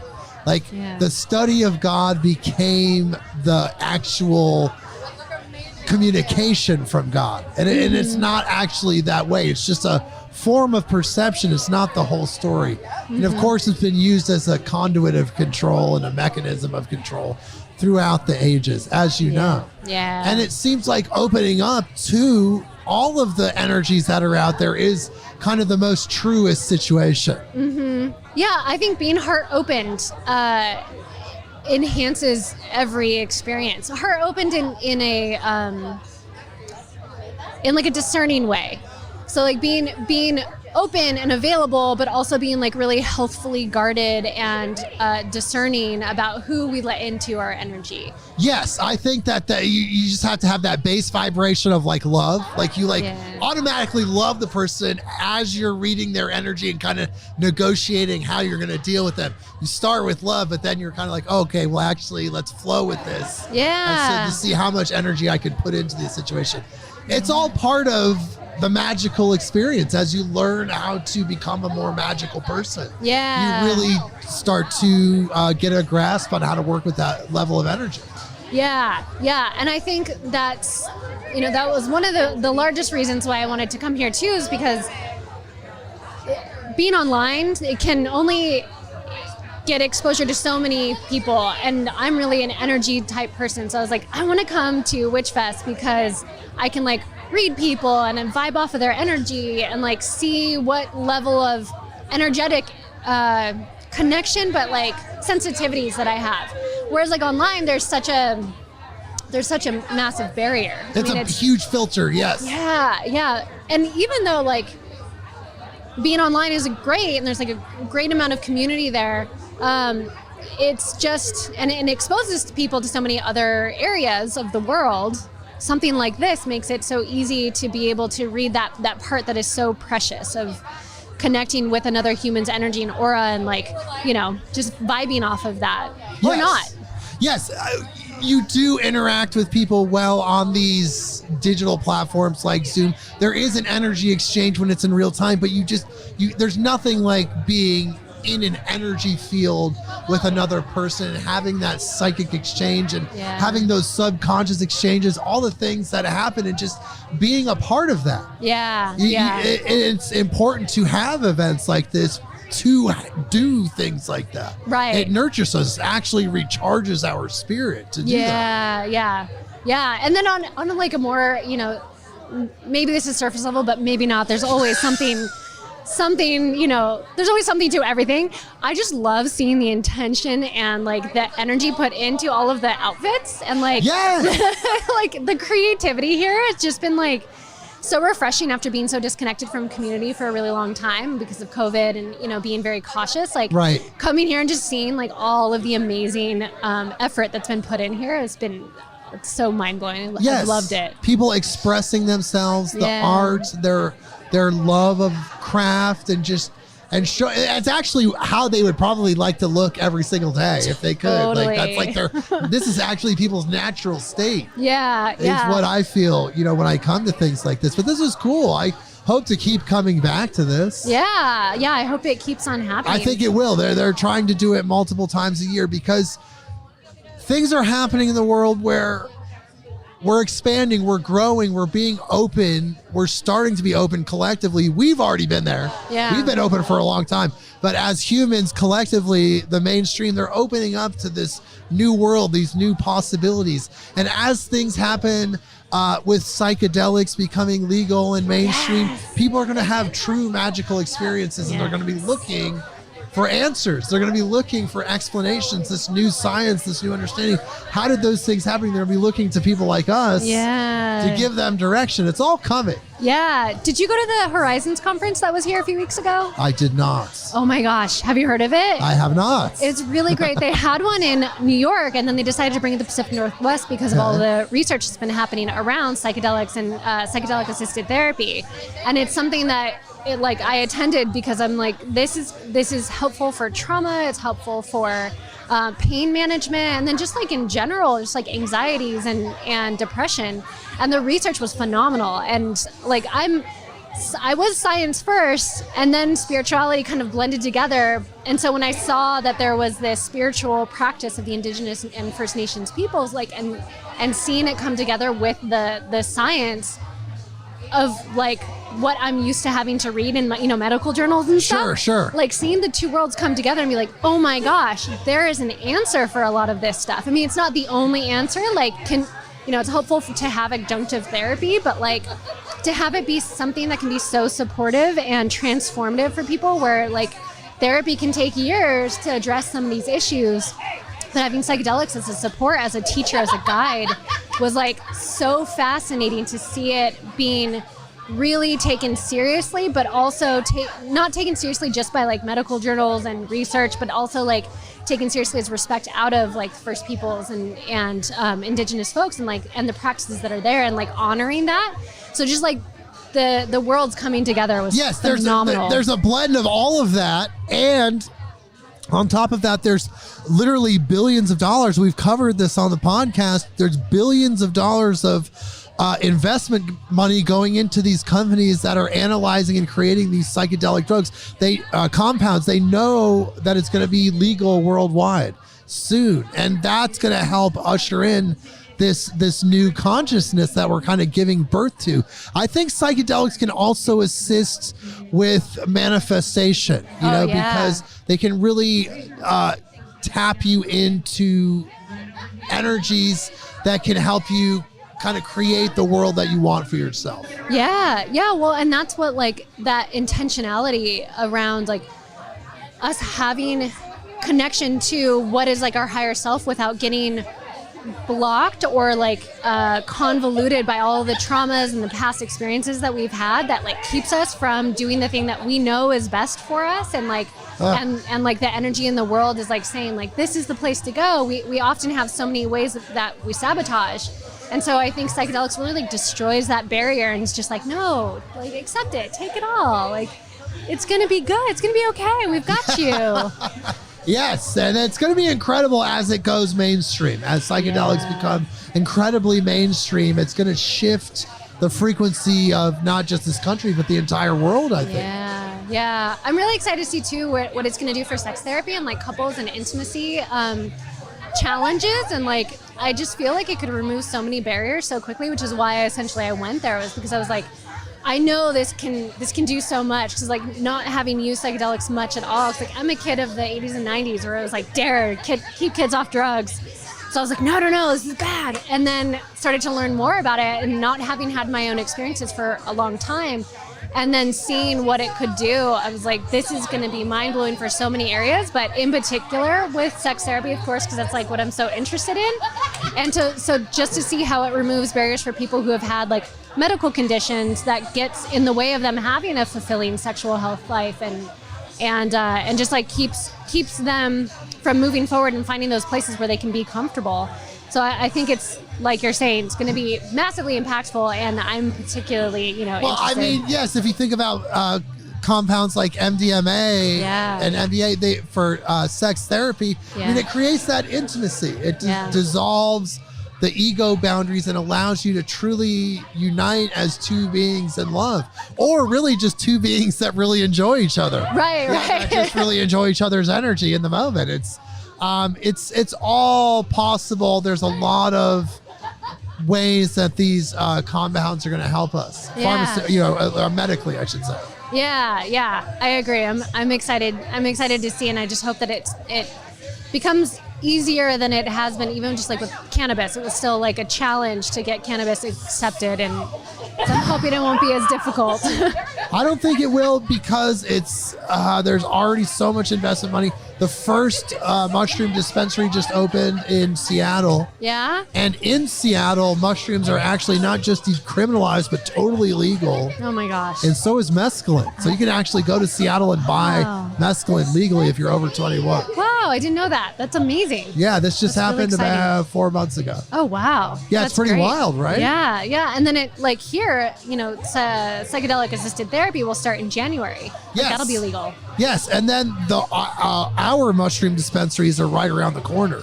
Oh, okay. But some of the stipulations that we have in Oregon is that you have to create a place for people to trip in if you're going to sell them mushrooms. Right. Which is going to be an interesting experience. So, like, what does that mean? Like couches, like a Grateful Dead show playing, and you're like, some like really chill rugs. Like, I'm not sure what that means yet, but that's kind of one of the stipulations for Oregon. Yeah, well, I ran into a lot of people at the conference where there are a lot of centers that are being set up for that, and they're kind of just like, they're just waiting for the law to like go through, and they've had like training going for the last 2 years, facilitated by MAPS. Okay. And so there's quite a few centers that are already like set up and ready to do that, with these amazing like couch beds and like cozy chairs and stuff.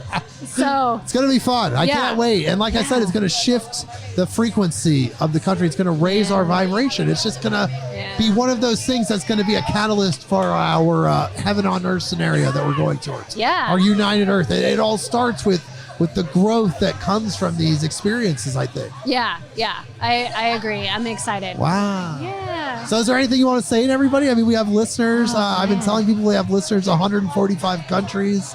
Your voice is getting out there in the world. My voice is getting out there. All over the world. What a like powerful moment. Africa, South America. That's amazing. Even Cuba, shockingly, in a very communist country, is somehow getting through. That's amazing. Yes. Well, I mean, I would just say that, like, being the most authentic you, especially when it comes to sex, like, I just want to embrace that for everyone. Like, do what you want to do with whomever you want to do, as long as it's consensual and, like, air high five. Yes. Like, just embrace that. And, I think what you're doing here is like really great to get that message of just like connection and intentionality out is amazing. Yes, I want to give space for people to express themselves, for all these different thinking, these philosophies, these just different people where they show up. I want them to have a place to express themselves.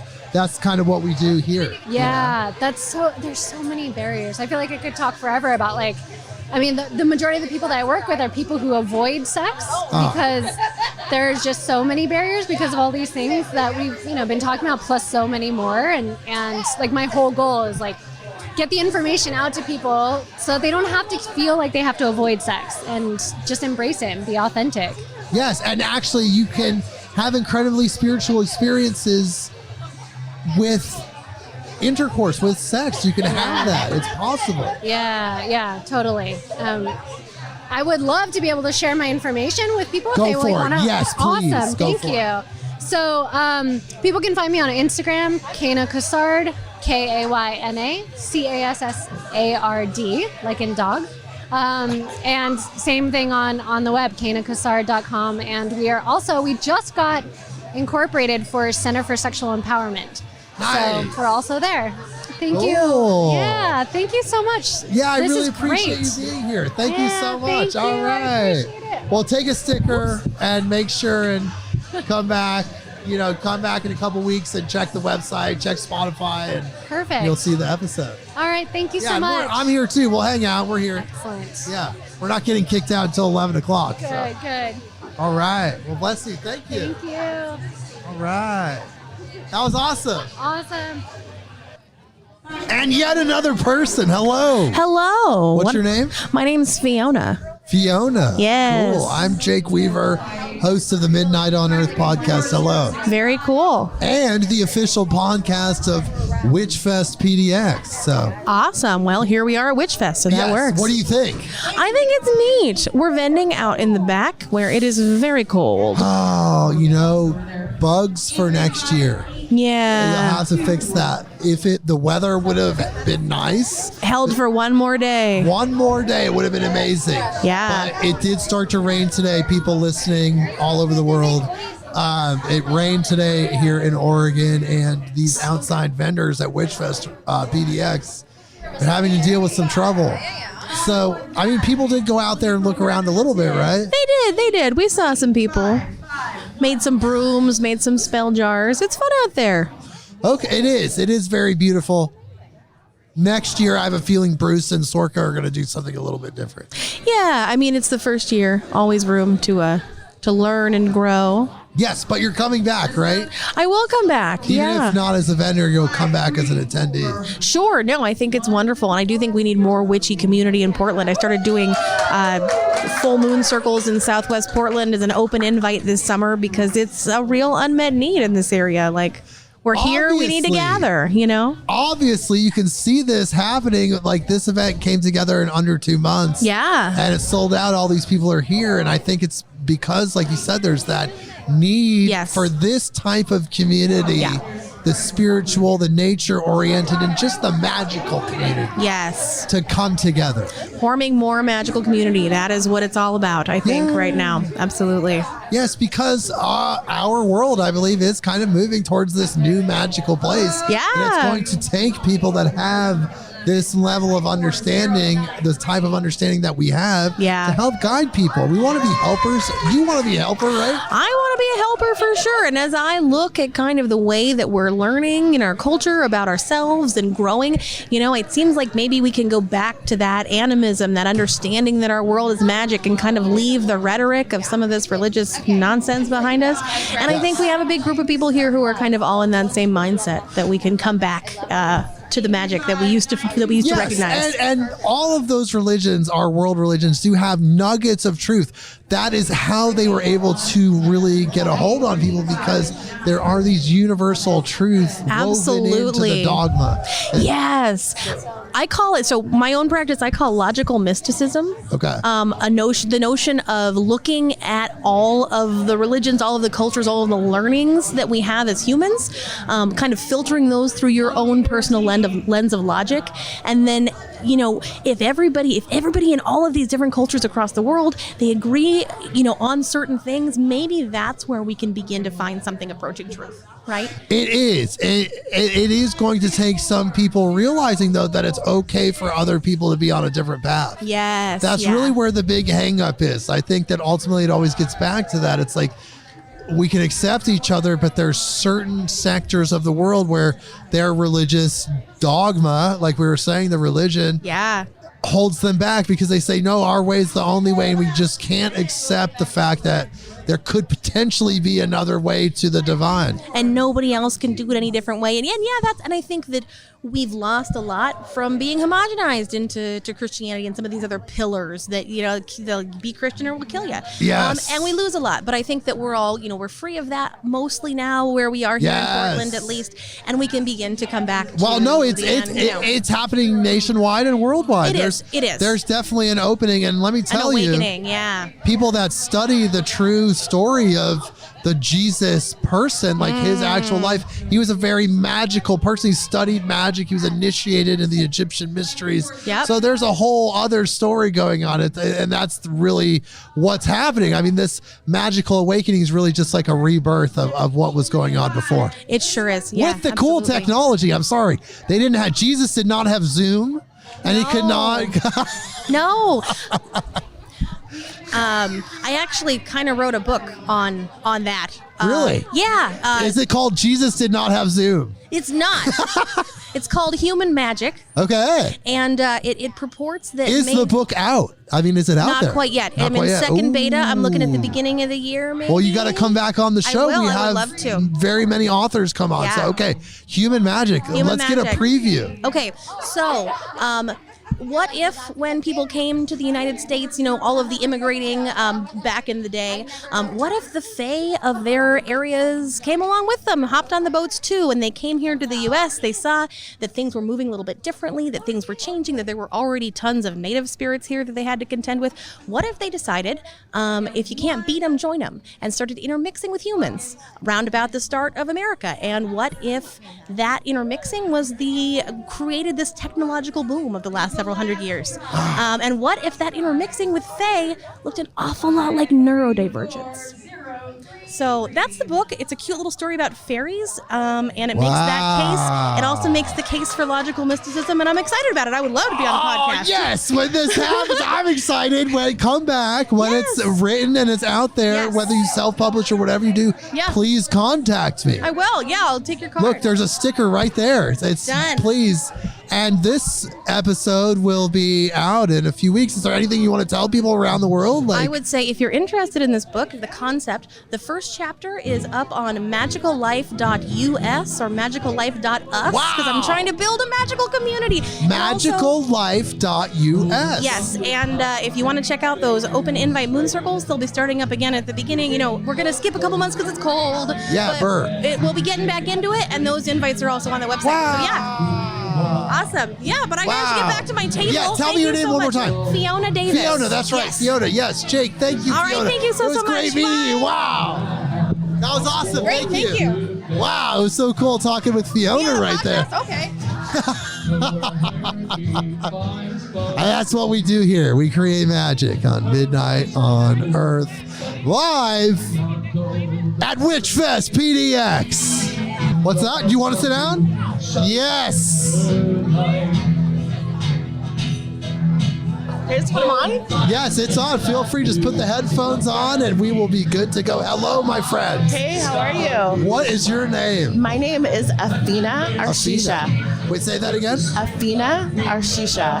Arshisha. Arshisha. Athena Arshisha. That's right. Athena Arshisha. Hello, I'm Jake Weaver, host of the Midnight on Earth podcast. Wonderful. It's very nice to meet you. Yeah, thank you for being here. I'm actually also the official podcast of WitchFest PDX. They asked me to be here to talk to people like you. Heck yeah. About this event. So what brought you here? I actually came out to vend, but my girlfriend, my assistant, got a concussion.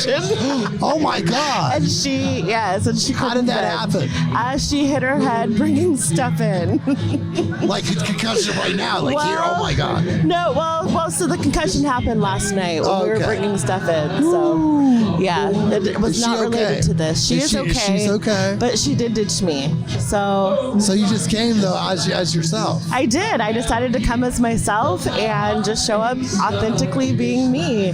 So are you like a spiritual, magical person in your life? Or Absolutely. Tell me all about this. So I'm actually I'm a mom of 7, but I am. Wait. Wow. Yeah. That's quite the thank you. I have a whole tribe of children. I've helped repopulate the whole planet. Yeah, that's a lot of food. Yes, it is. Well, thankfully you're a good person. You're a good person, and we need more people like you. So great work. I'm an amazing. Well, I feel like I'm a pretty good person. I think you are. I'm getting great energy from you. I I actually grant wishes for women. So nice. Yeah, all the wishes.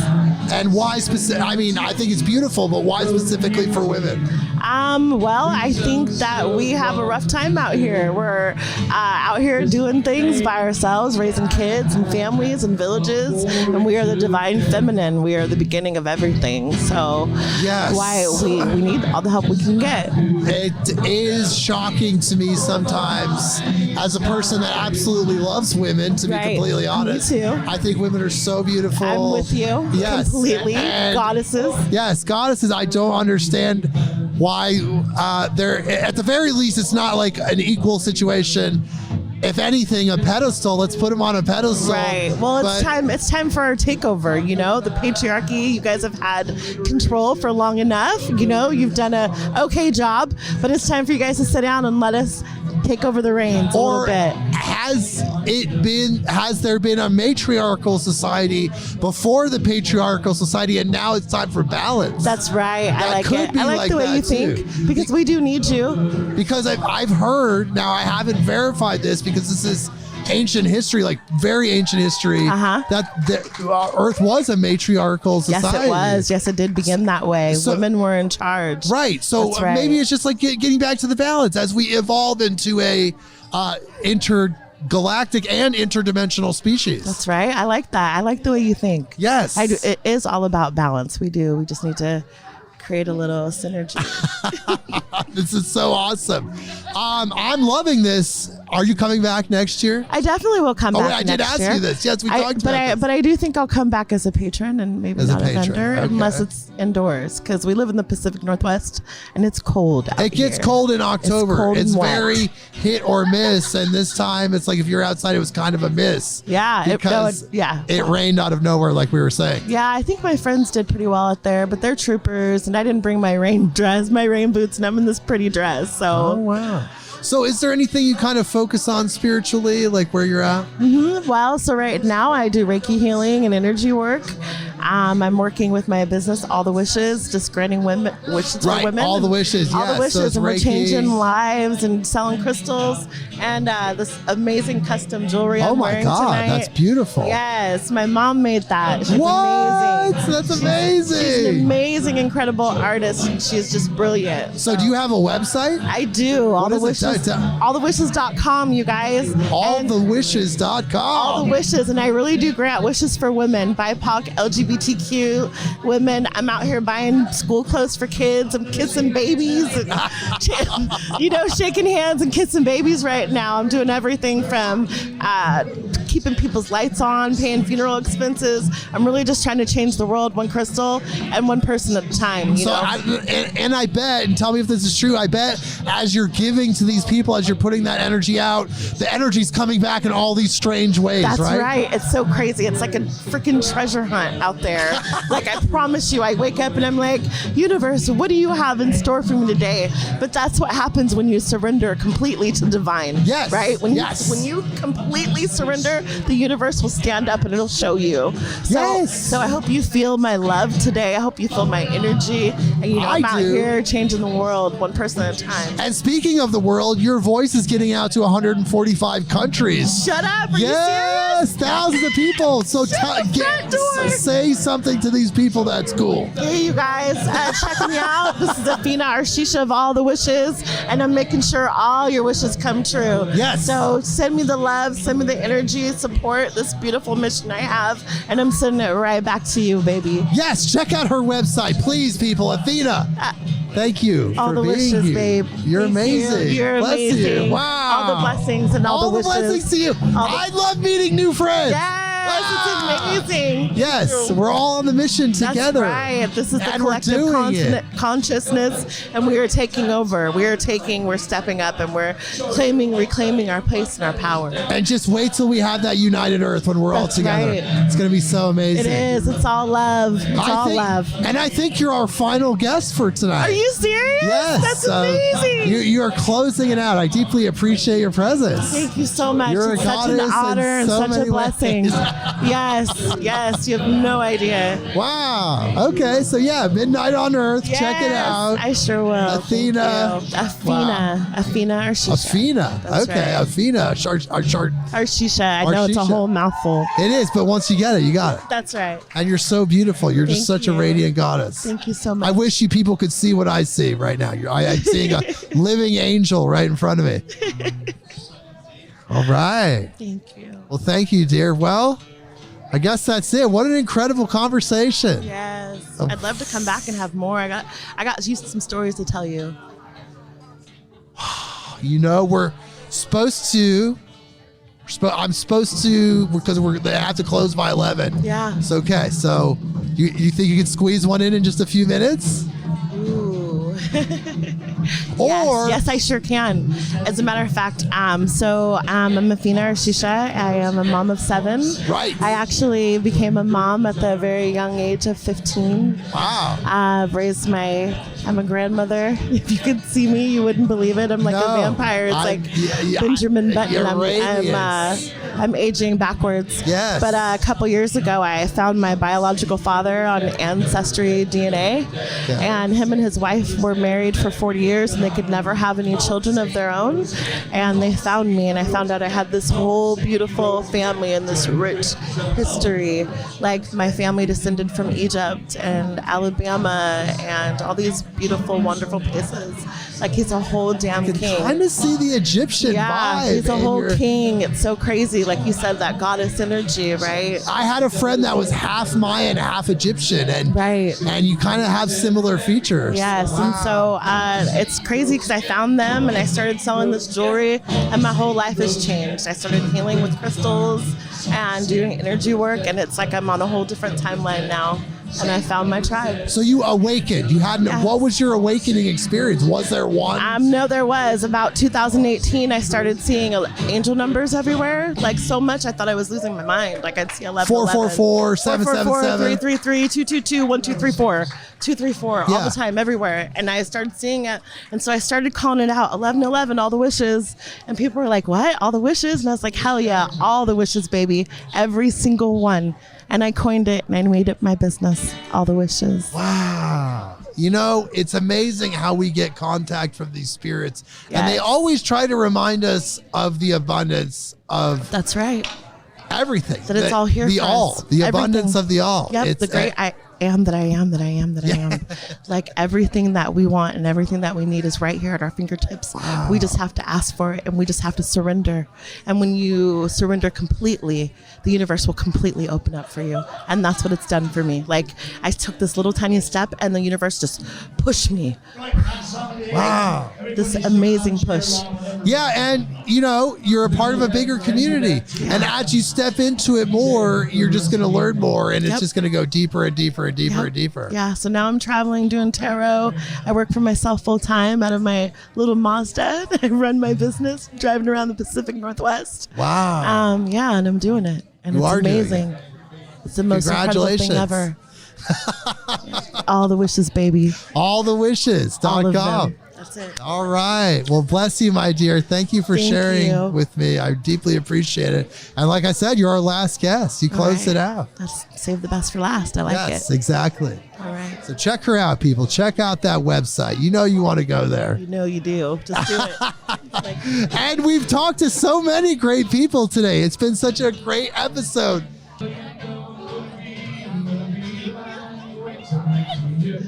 you. That was so cool. Did you get a sticker? You did? Okay. Yes, bless you. We talked to so many great people, including Afina. She's everything I've ever wanted to talk to. What a woman. So many great people. So I guess we're closing it out at the end of the very first WitchFest PDX. We're closing it out. We're saying goodbye. We're going to walk 500 miles home. And what did you think? What an episode. We just talked to so many cool people. I loved the spontaneity of it. I loved how people just showed up at the booth and just kind of said their thing and had a little, everyone had a special kind of a focus. So Very, very cool. I love these live podcasts on the spot, on the fly, without a net, as they say. So I hope you enjoyed it. Come back next Thursday, and we'll see you then. We'll see you next week. Hopefully I don't get flagged on the algorithms for some copyright infringement here for the Proclaimers and their 500. What a way to end this episode. All right, everybody, we'll see you next week. Midnight on Earth.